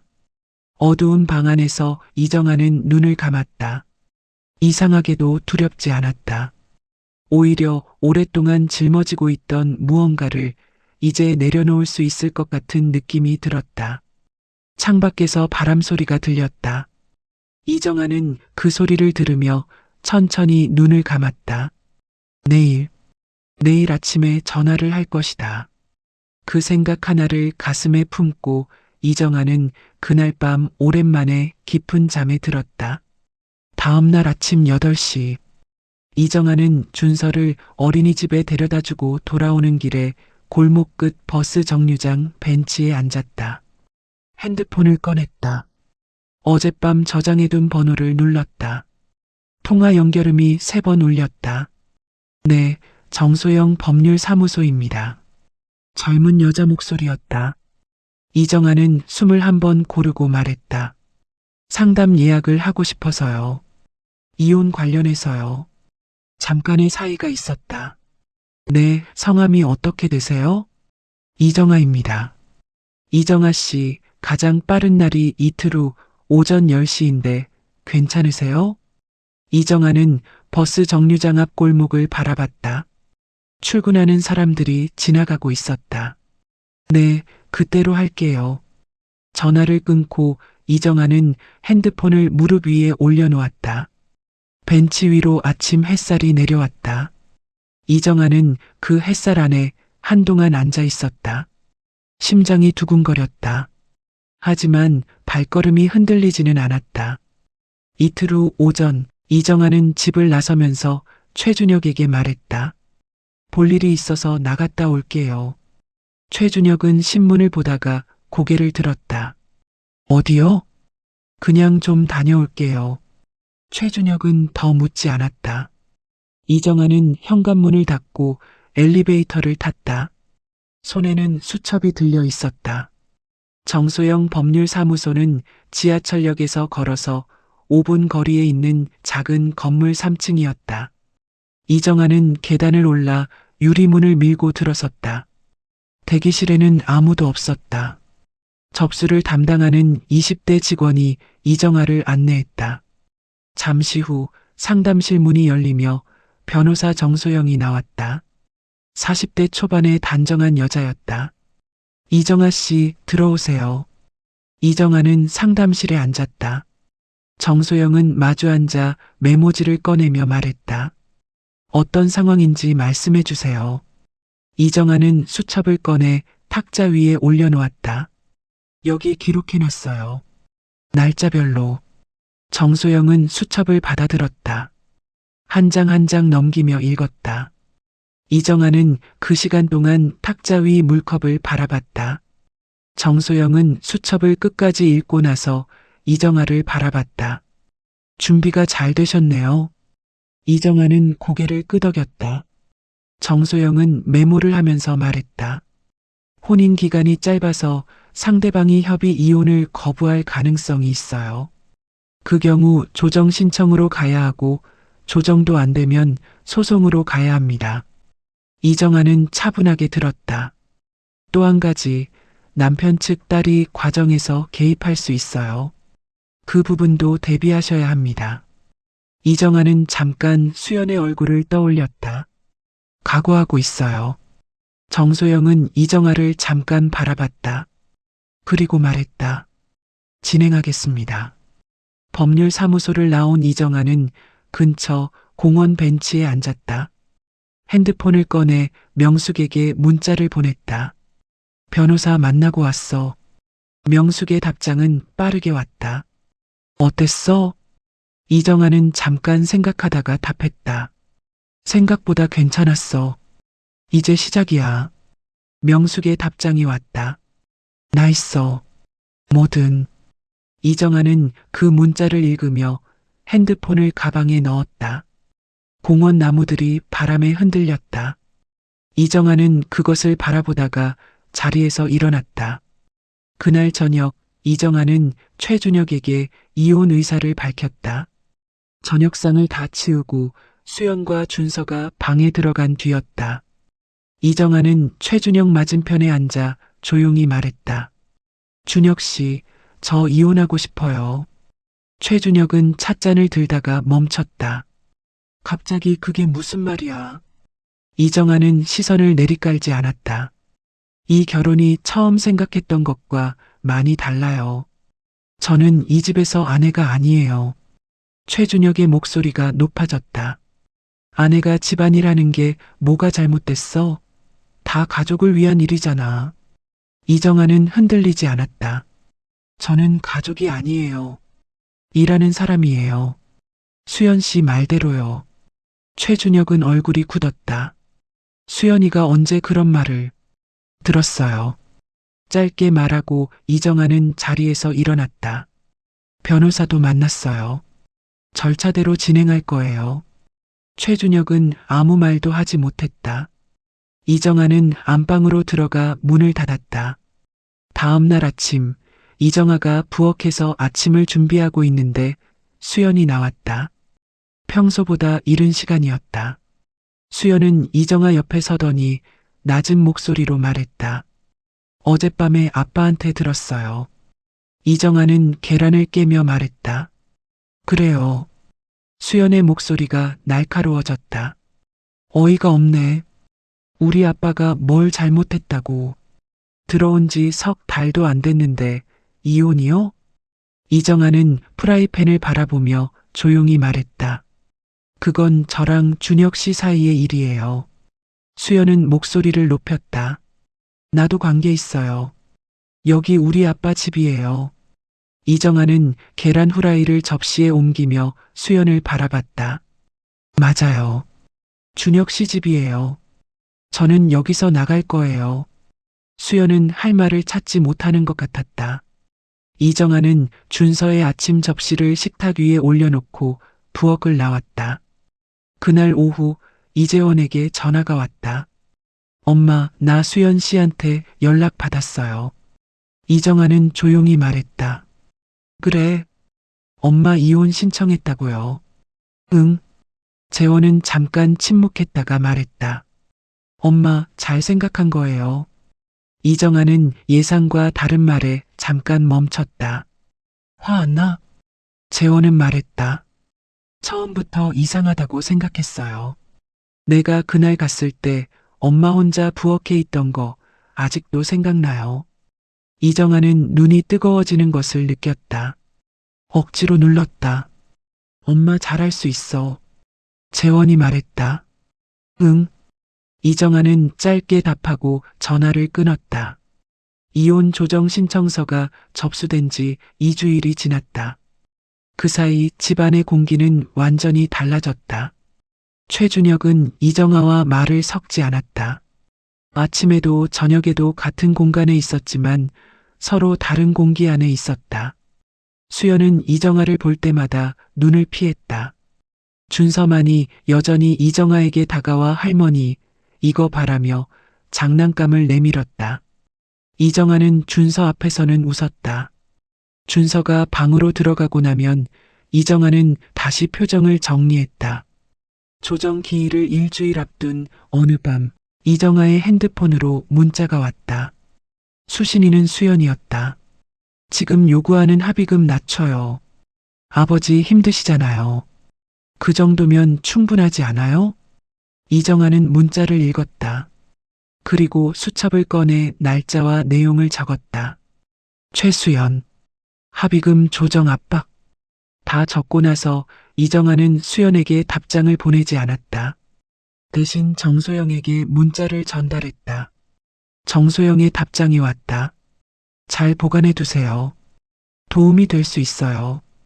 이정아는 핸드폰을 내려놓고 창밖을 바라봤다. 밤하늘에 별이 몇 개 보였다.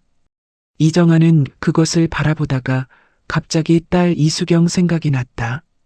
아직 이수경에게는 자세한 이야기를 하지 않았다. 핸드폰을 들었다가 내려놓았다. 수경이에게는 다 정리되고 나서 이야기하기로 했다.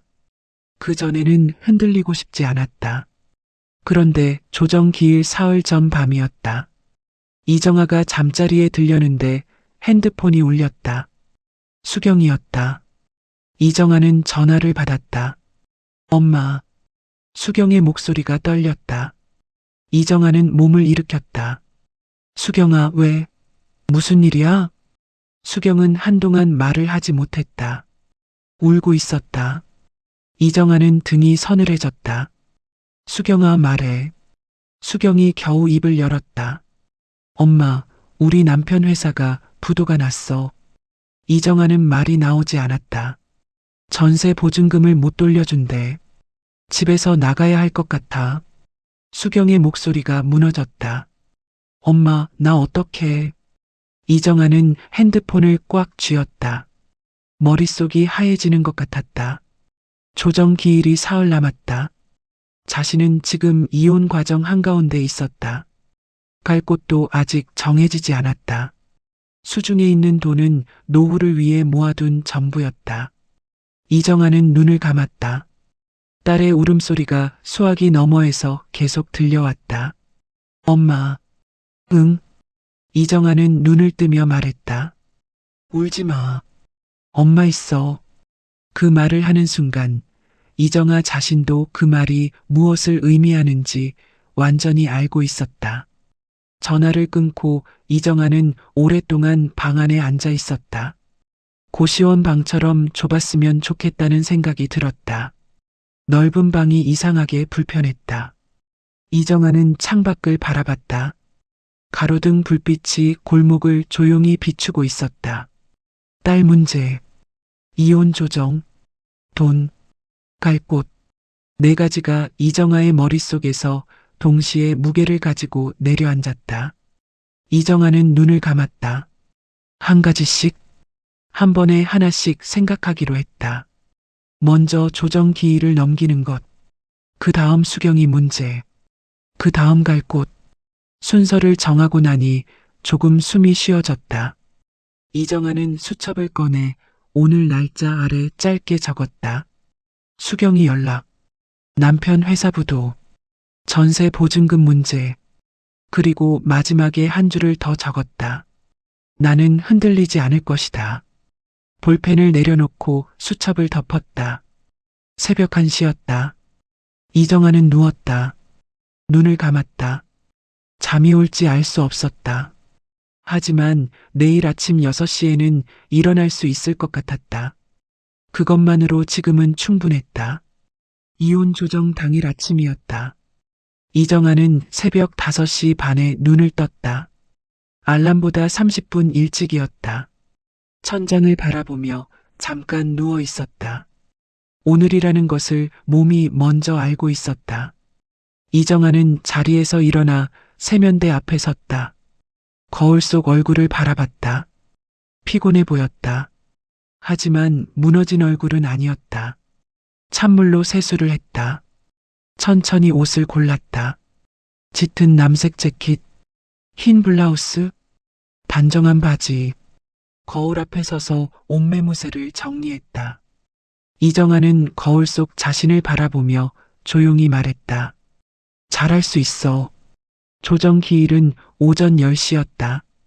이정아는 1시간 전에 집을 나섰다. 현관문을 열고 나오는데 최준혁이 거실에서 나왔다. 두 사람은 잠깐 마주쳤다. 최준혁은 이정아를 바라봤다. 무언가 말하려는 것 같았다. 이정아는 먼저 말하지 않았다. 최준혁은 결국 아무 말도 하지 않았다. 이정아는 현관문을 닫았다. 법원 가는 버스 안에서 이정아는 창밖을 바라봤다. 아침 거리가 분주했다. 출근하는 사람들, 등교하는 아이들, 장을 보러 나온 어머니들, 모두 각자의 하루를 시작하고 있었다. 이정아는 그 풍경을 바라보며 핸드폰을 꺼냈다. 명숙에게 문자를 보냈다. 나 지금 가. 명숙의 답장은 바로 왔다. 잘할 수 있어.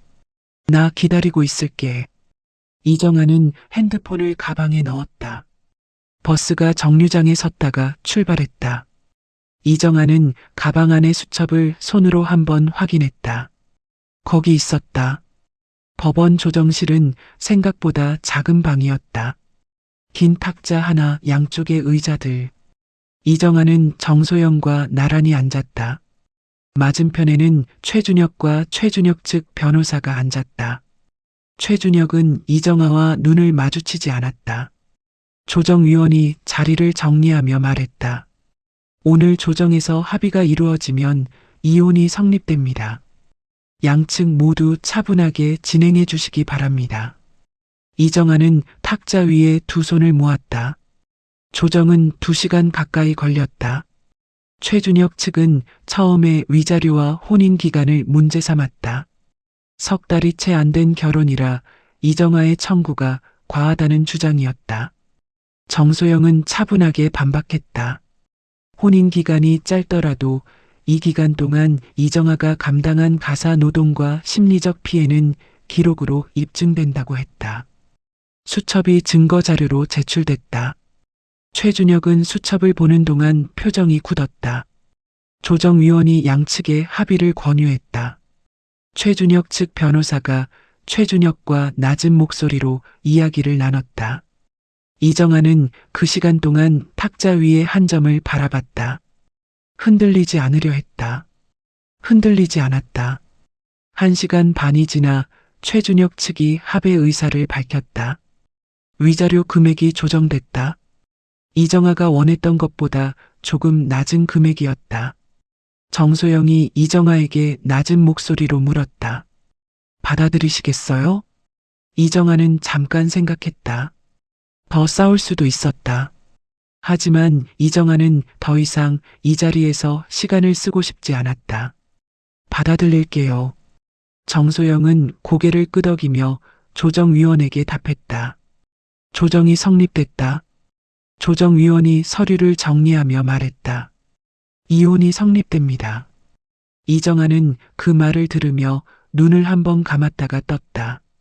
최준혁은 이정아를 한 번도 바라보지 않은 채로 자리에서 일어났다. 문이 닫혔다.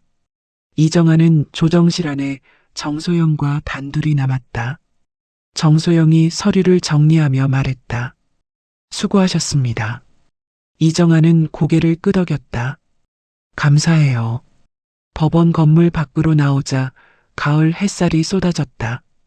이정아는 계단 앞에 서서 깊게 숨을 들이쉬었다. 폐 안으로 차가운 공기가 들어왔다. 명숙이 계단 아래 서 있었다. 이정아를 보자마자 팔을 벌렸다. 이정아는 계단을 내려가 명숙의 팔 안으로 걸어 들어갔다. 두 사람은 한동안 말없이 그렇게 서 있었다. 명숙이 먼저 말했다. 잘했어. 이정아는 명숙의 어깨에 얼굴을 묻은 채로 고개를 끄덕였다. 울지 않았다. 울 것 같지도 않았다. 오히려 오래된 짐 하나를 내려놓은 것 같은 느낌이 들었다. 법원 근처 국밥집에서 두 사람은 마주 앉았다. 명숙이 국밥을 시키며 말했다. 오늘 점심은 내가 낼게. 이정아는 웃었다. 왜? 이런 날 밥은 내가 사야지. 두 사람은 국밥을 먹었다. 이정아는 오랜만에 밥이 맛있다는 것을 느꼈다. 천천히 먹었다. 명숙이 말했다. 이제 어떻게 할 거야? 이정아는 숟가락을 내려놓으며 말했다. 일단 나와야지. 집 알아봐야 해.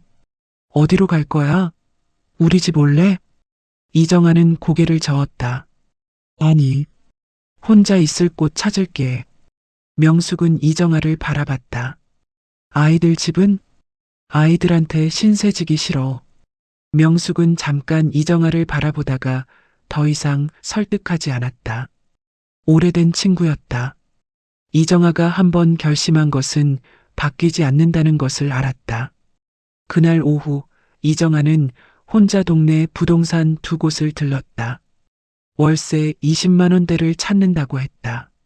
첫 번째 부동산 중개사는 이정아를 위아래로 훑어보며 말했다. 20만 원대면 고시원밖에 없어요. 고시원 보여주세요. 중개사는 잠깐 이정아를 바라보다가 자리에서 일어났다.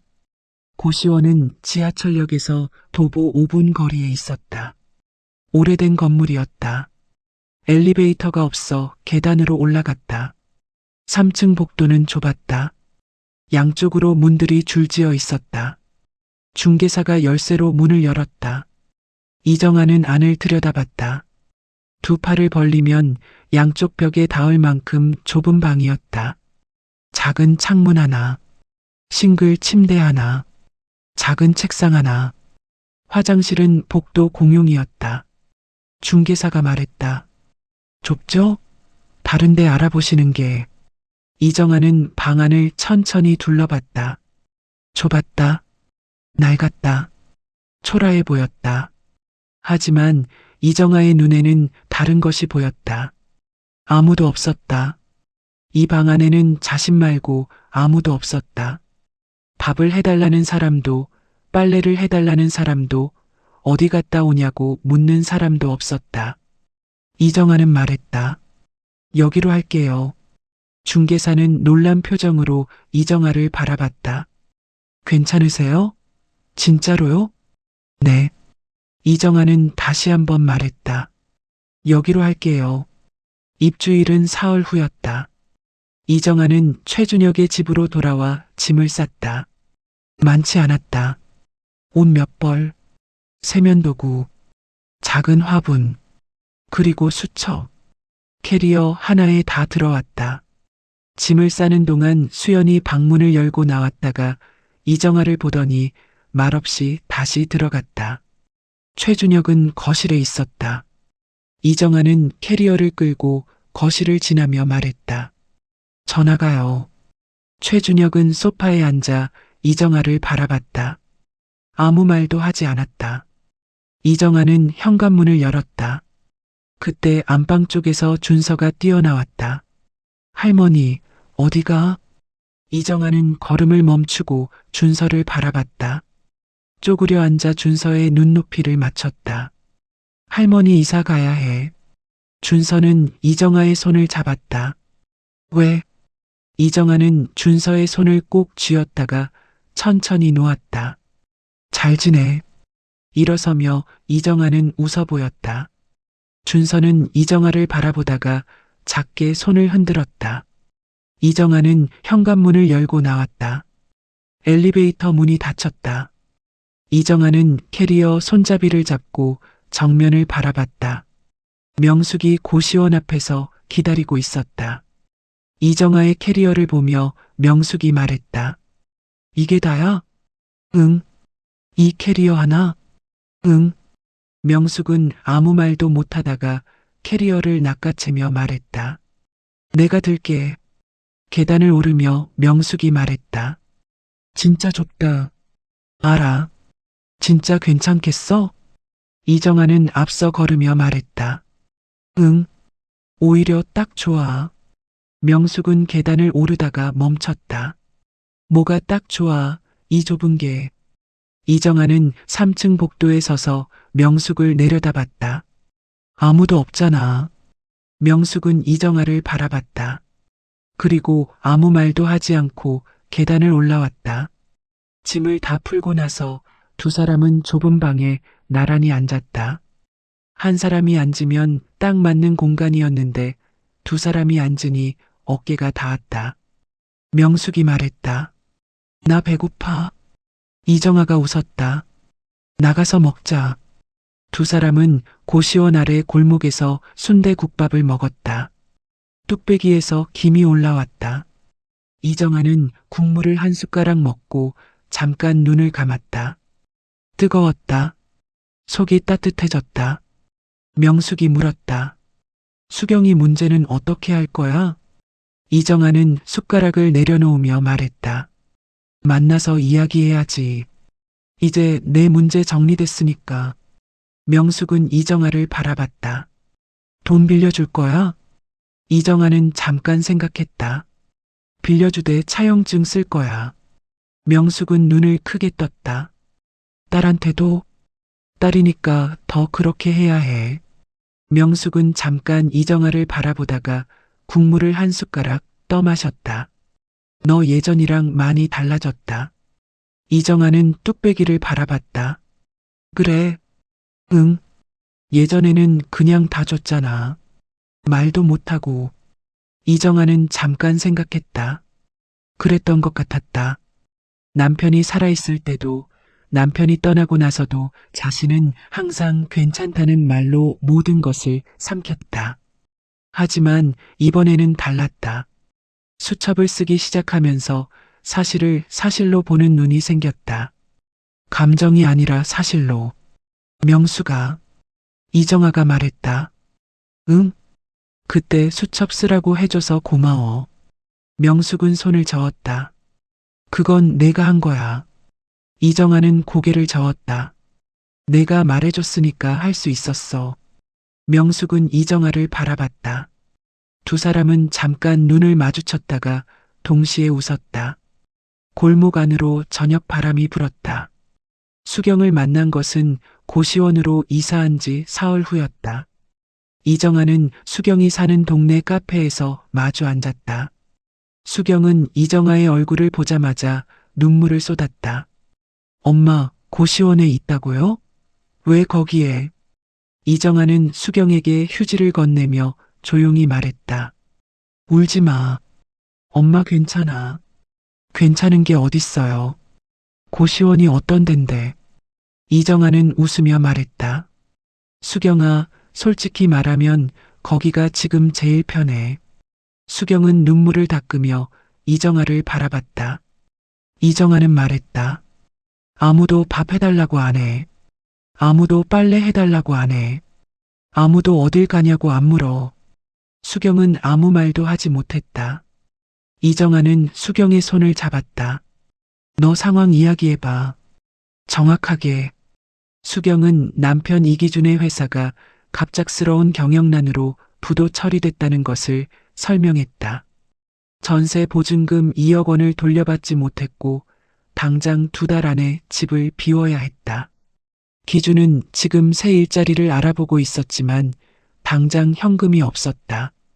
이정아는 수경의 이야기를 끝까지 들었다. 그리고 말했다. 엄마가 절반 빌려줄게. 1억 원. 수경은 눈을 크게 떴다. 엄마, 대신 조건이 있어. 이정아는 수경의 눈을 바라봤다.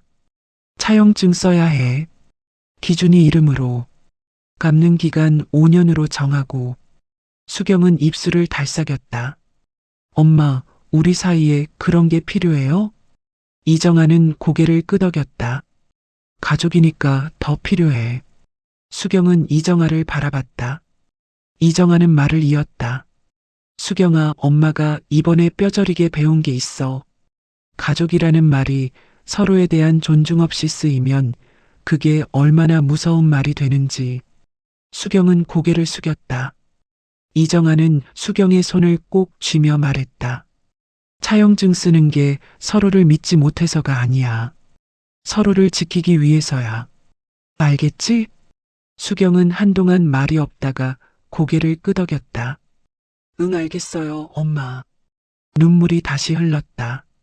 이정아는 수경의 등을 한번 가만히 두드렸다. 일주일 후 차용증이 작성됐다. 이기준은 이정아 앞에서 차용증에 서명하며 고개를 숙였다. 어머님, 반드시 갚겠습니다. 이정아는 고개를 끄덕였다. 기준 씨, 이 종이 한 장이 우리 관계를 불편하게 만드는 게 아니에요.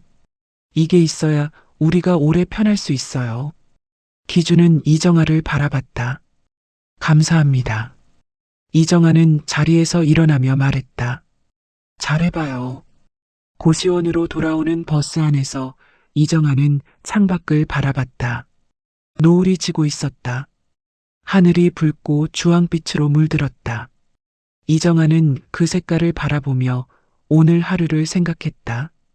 수경의 눈물, 기준의 서명, 차용증, 가족이라는 말을 이정아는 오늘 새롭게 정의했다.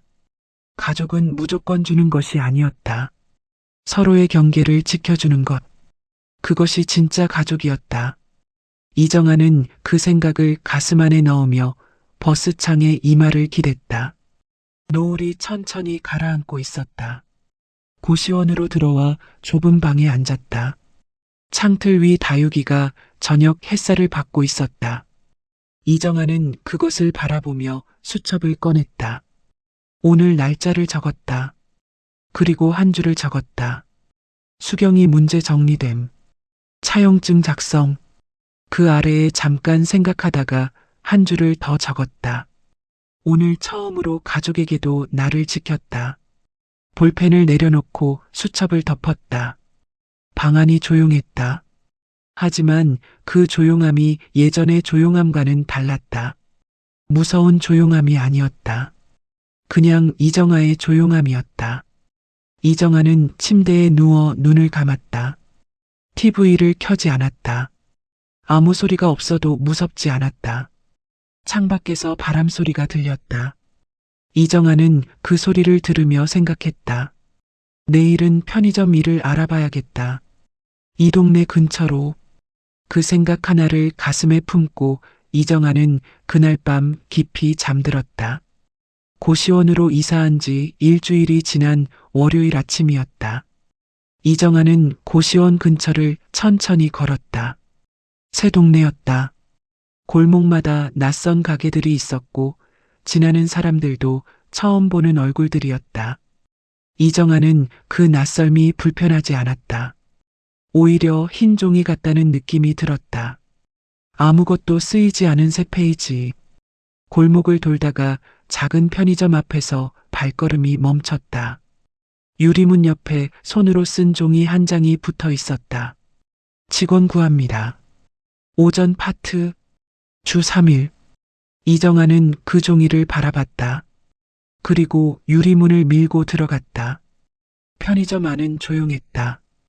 50대 중반쯤 되는 여자가 카운터 뒤에서 재고를 정리하고 있었다. 이정아가 들어오는 소리에 고개를 들었다. 이정아는 말했다. 밖에 직원 구한다고 붙어 있던데요. 혹시 아직 구하고 계세요? 여자는 이정아를 잠깐 바라봤다. 나이가 어떻게 되세요? 59이에요. 여자는 잠깐 생각하다가 말했다. 오전 6시부터 낮 12시예요. 힘들지 않으세요? 이정아는 웃으며 말했다. 6시는 익숙해요. 여자는 이정아를 바라보다가 웃었다. 내일부터 나오실 수 있어요? 네. 이정아는 망설임 없이 답했다. 다음 날 아침 6시, 이정아는 편의점 앞에 섰다.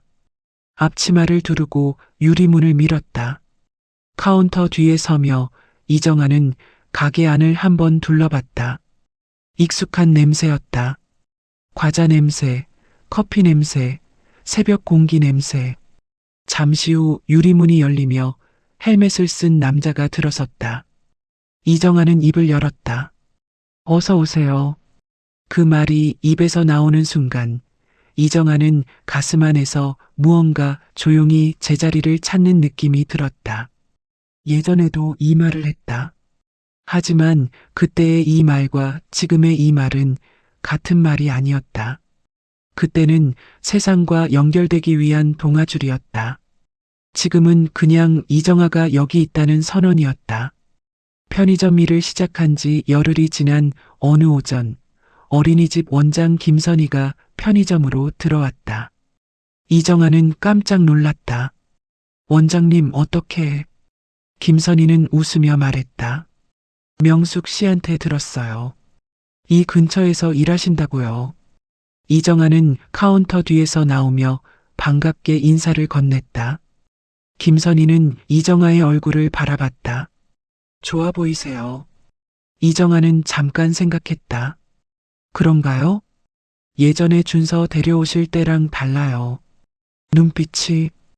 이정아는 커피캔 하나를 골라 김선희에게 건네며 말했다. 제가 살게요. 김선희는 웃으며 받았다. 계산대 앞에서 잠깐 이야기를 나누다가 김선희가 말했다. 준서가 요즘도 가끔 물어봐요. 할머니 어디 갔냐고. 이정아는 그 말을 듣고 잠깐 눈을 내리깔았다. 잘 크겠지요. 김선희는 고개를 끄덕이며 편의점을 나갔다. 유리문이 닫혔다. 이정아는 카운터 뒤로 돌아가 자리를 정리했다. 준서의 작은 손이 잠깐 떠올랐다가 사라졌다. 이정아는 숨을 한 번 내쉬었다. 고시원 생활이 한 달을 넘어서던 무렵 이정아는 복지관 글쓰기 수업에 나가기 시작했다. 명숙이 문자로 알려준 수업이었다. 첫날 이정아는 노트와 볼펜을 들고 복지관 문을 열었다. 수업실에는 60에서 70 사이로 보이는 어르신들이 7, 8명 앉아 있었다. 강사는 40대 여자였다. 이정아가 자리에 앉자 강사가 웃으며 인사했다. 처음 오셨죠? 반갑습니다. 이정아는 고개를 숙였다. 수업이 시작됐다. 강사가 말했다. 오늘 첫 시간은 지금 이 순간 가장 먼저 떠오르는 장면 하나를 적어보는 거예요. 잘 쓰는 게 아니에요. 그냥 생각나는 대로요. 이정아는 노트를 펼쳤다. 볼펜을 들고 잠깐 생각했다. 그리고 천천히 쓰기 시작했다. 주민센터에서 도장을 찍던 날 직원이 말했다. 축하드립니다. 그 문장을 쓰고 이정아는 볼펜을 내려놓았다. 이상하게 눈이 뜨거워졌다. 하지만 울지 않았다. 그냥 그 문장을 바라봤다. 그때 이정아는 설레지 않았었다. 안도했었다. 혼자가 아니게 된다는 것에 대한 안도. 하지만 그 안도가 얼마나 얕은 것이었는지를 지금은 알았다. 진짜 안도는 이 좁은 방에서, 이 낡은 복지관 수업실에서 찾아왔다. 아무도 시키지 않는 일을 자신이 선택해서 하는 것. 그것이 안도였다. 수업이 끝나고 이정아는 명숙과 함께 복지관을 나왔다. 가을 바람이 불었다. 명숙이 물었다. 어땠어? 이정아는 잠깐 생각하다가 말했다. 좋았어. 뭘 썼어? 그날 이야기. 명숙은 걸음을 멈추며 이정아를 바라봤다. 주민센터? 이정아는 고개를 끄덕였다. 명숙은 잠깐 이정아를 바라보다가 말했다. 그거 언제 다 쓰여지면 나 읽어줄 수 있어?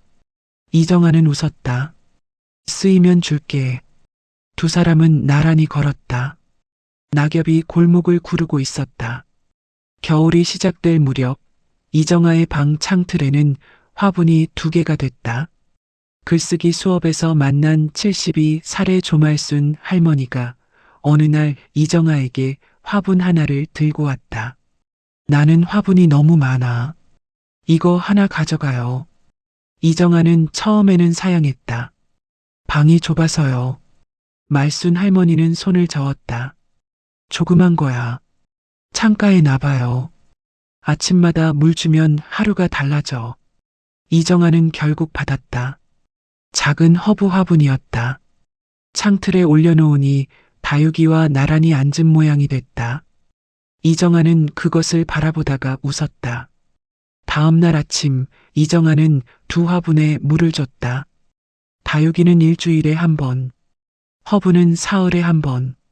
물을 주는 시간이 하루의 첫 번째 일이 됐다. 이정아는 물뿌리개를 내려놓으며 창밖을 바라봤다. 겨울 아침 햇살이 골목 위로 낮게 깔려 있었다. 차가웠지만 밝았다. 이정아는 그 빛 안에서 잠깐 눈을 감았다. 5년 전 혼자가 됐을 때 이정아는 아침마다 창문을 열었다. 바깥 소리가 들어와야 세상이 살아있다는 느낌이 들었으니까. 지금은 달랐다. 창문을 열지 않아도 이정아는 세상 안에 있었다. 자신이 먼저 살아있었으니까. 연말이 가까워지는 어느 저녁, 이정아는 편의점 퇴근 후 혼자 동네 분식집에 들어갔다. 좁고 오래된 가게였다. 이정아는 어묵탕을 시켰다. 50대 주인 아주머니가 어묵 국물을 퍼담으며 물었다. 혼자세요? 이정아는 고개를 끄덕였다. 네. 주인은 어묵을 한 개 더 넣어주며 말없이 그릇을 내밀었다. 이정아는 뜨거운 국물을 한 숟가락 마셨다. 속이 따뜻해졌다. 혼자세요? 그 질문에 이정아는 예전에는 잠깐 멈추곤 했다. 그 질문이 자신의 처지를 드러내는 것 같아서. 하지만 오늘은 달랐다. 그냥 사실이었다. 혼자. 그 단어가 이제는 결핍이 아니었다. 그냥 지금 이정아의 상태였다. 이정아는 천천히 어묵을 먹었다. 해가 바뀌었다. 이정아는 새해 첫날 아침 문구점에서 새 수첩을 샀다. 하늘색 표지였다. 집으로 돌아와 책상 위에 낡은 수첩과 새 수첩을 나란히 올려놓았다. 까만 표지의 낡은 수첩, 하늘색 표지의 새 수첩. 이정아는 두 수첩을 바라봤다. 낡은 수첩에는 있었던 일들이 담겨 있었다. 사실들, 날짜들, 아팠던 것들. 이정아는 그것을 손에 들어 잠깐 쥐고 있었다. 이 수첩이 없었다면 자신이 어떻게 됐을지 몰랐다. 그냥 버텼을 것이다. 참고 또 참았을 것이다.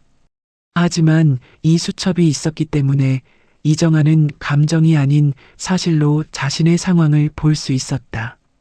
그리고 선택할 수 있었다.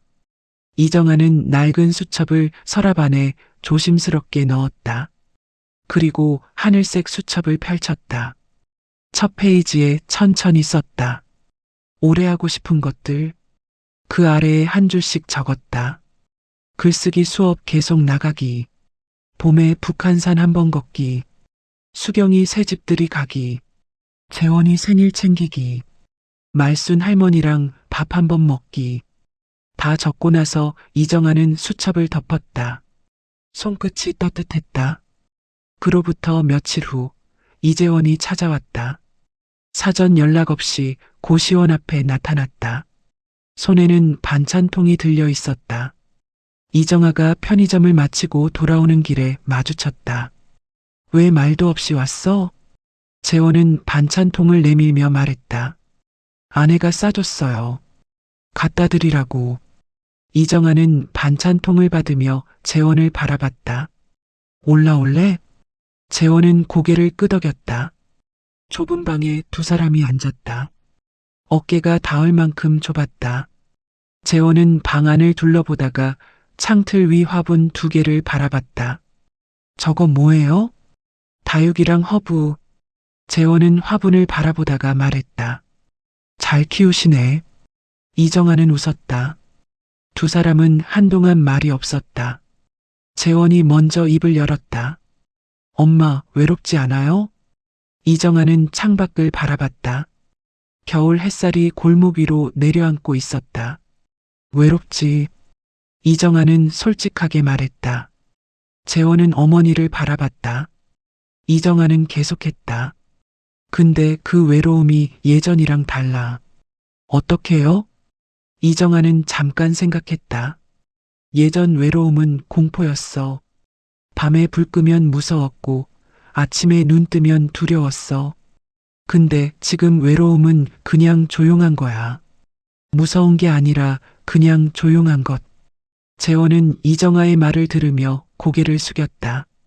한동안 말이 없었다. 그리고 조용히 말했다. 엄마가 그렇게까지 힘들었는지 저는 몰랐어요. 이정아는 재원을 바라봤다. 알았어도 어쩔 수 없는 것들이 있어. 그냥 내 삶 잘 살아.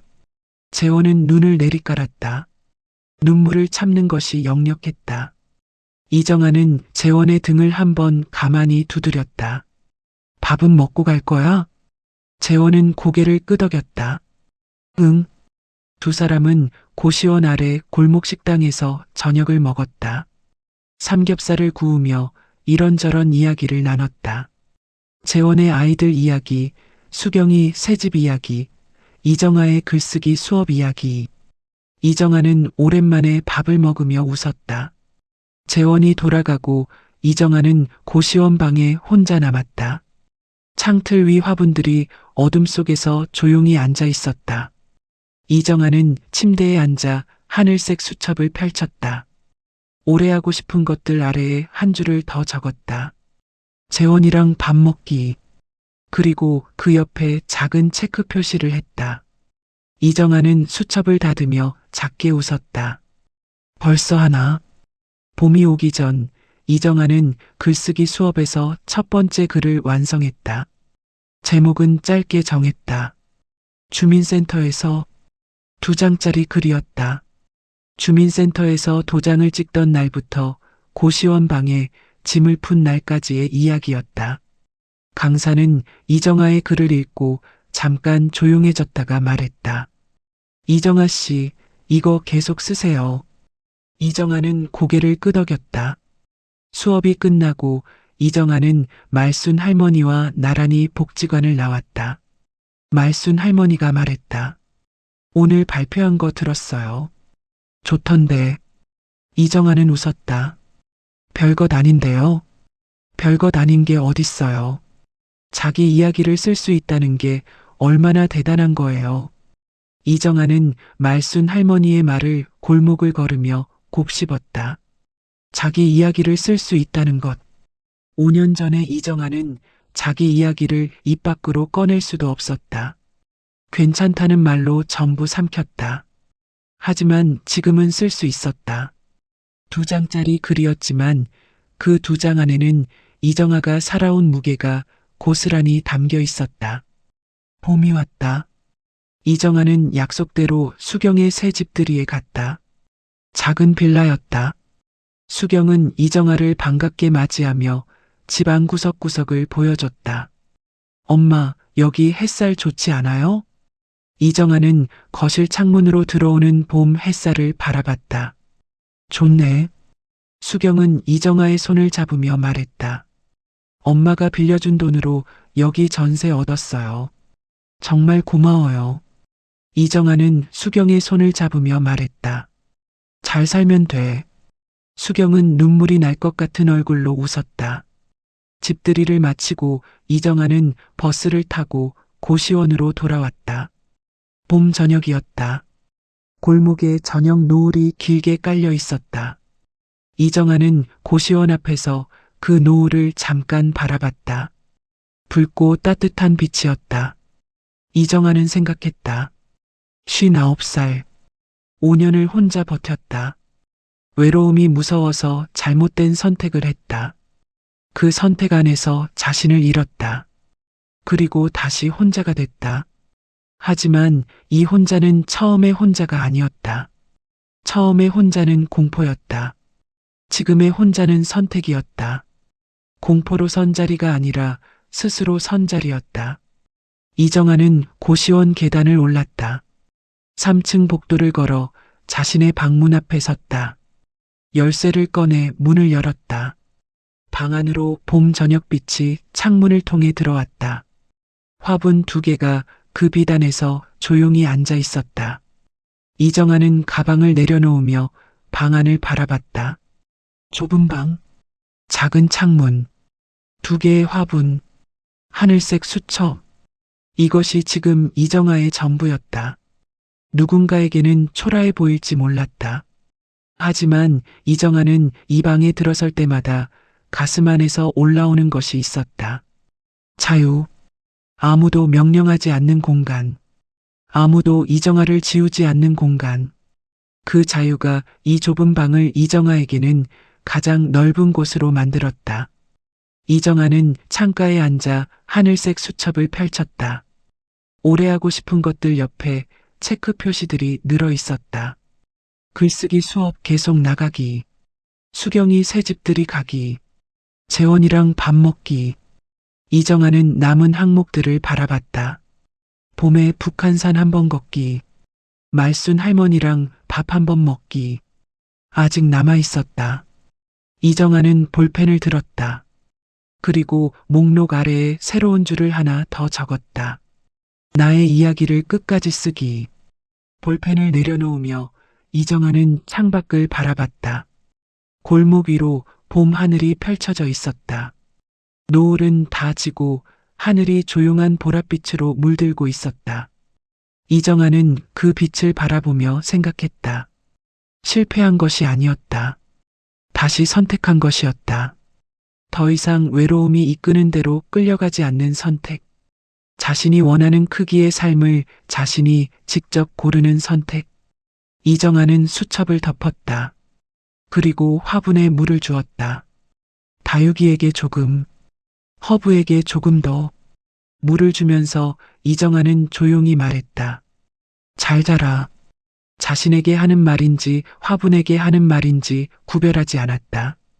그날 밤 이정아는 침대에 누워 눈을 감았다. TV를 켜지 않았다. 아무 소리도 나지 않았다. 하지만 무섭지 않았다. 조용했다. 이정아의 조용함이었다. 창밖에서 봄바람이 불었다. 이정아는 그 소리를 들으며 생각했다. 내일 아침 6시에 일어날 것이다. 편의점에 갈 것이다. 어서 오세요라고 말할 것이다. 글쓰기 수업에 갈 것이다. 수첩에 오늘을 적을 것이다. 그리고 모레도, 그 다음 날도, 하루씩, 한 번에 하루씩. 이정아는 그 생각들을 가슴 안에 조용히 넣으며 눈을 감았다. 봄바람 소리가 들렸다. 이정아의 숨소리가 천천히 고르게 가라앉았다.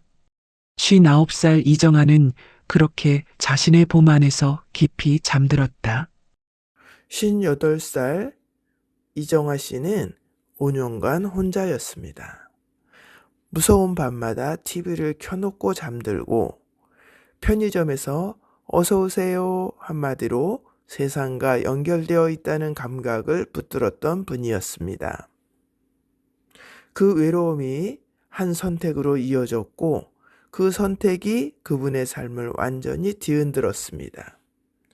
하지만 이정아 씨는 무너지지 않았습니다. 흔들렸지만 기록했고, 아팠지만 결심했고, 떠났지만 다시 섰습니다. 고시원 작은 방 하나, 누가 보면 초라하다고 할지 모릅니다. 하지만 그 방에서 이정아 씨는 5년 만에 처음으로 아무도 명령하지 않은 아침을 맞이했습니다. 오늘 이 이야기가 우리에게 묻는 것은 하나입니다. 지금 내가 선택하려는 것, 혹은 이미 선택한 것이 나를 자유롭게 하고 있습니까? 아니면 나를 조금씩 지우고 있습니까? 외로움은 잘못이 아닙니다. 하지만 외로움이 이끄는 대로만 따라가다 보면 때로는 더 큰 외로움 속으로 걸어 들어가게 되기도 합니다. 진짜 용기는 누군가를 선택하는 것이 아니라 잘못된 선택 앞에서 이건 아니다 하고 돌아설 수 있는 것인지도 모릅니다. 지금 이 순간 혼자인 분들께 말씀드리고 싶습니다. 혼자라는 것이 부족한 것이 아닙니다. 나를 지키는 것이 때로는 가장 단단한 관계의 시작이기도 합니다. 이정아 씨처럼 좋은 방 한켠에서도 새 수첩을 펼치고 앞으로의 이야기를 쓸 수 있는 사람이 바로 여러분이라는 것을 인생 여행은 믿습니다. 오늘 이야기 함께 해주셔서 진심으로 감사드립니다. 여러분이 응원해 주시는 구독, 좋아요, 그리고 댓글 한 줄로 인생 여행은 매일매일 더 단단해집니다. 인생의 모든 여정에는 의미가 있습니다. 지금 이 길이 어디로 가는지 모르더라도 걷고 있다는 것 자체가 이미 대단한 일입니다. 오늘도 당신의 인생을 응원합니다. 이상 인생 여행이었습니다.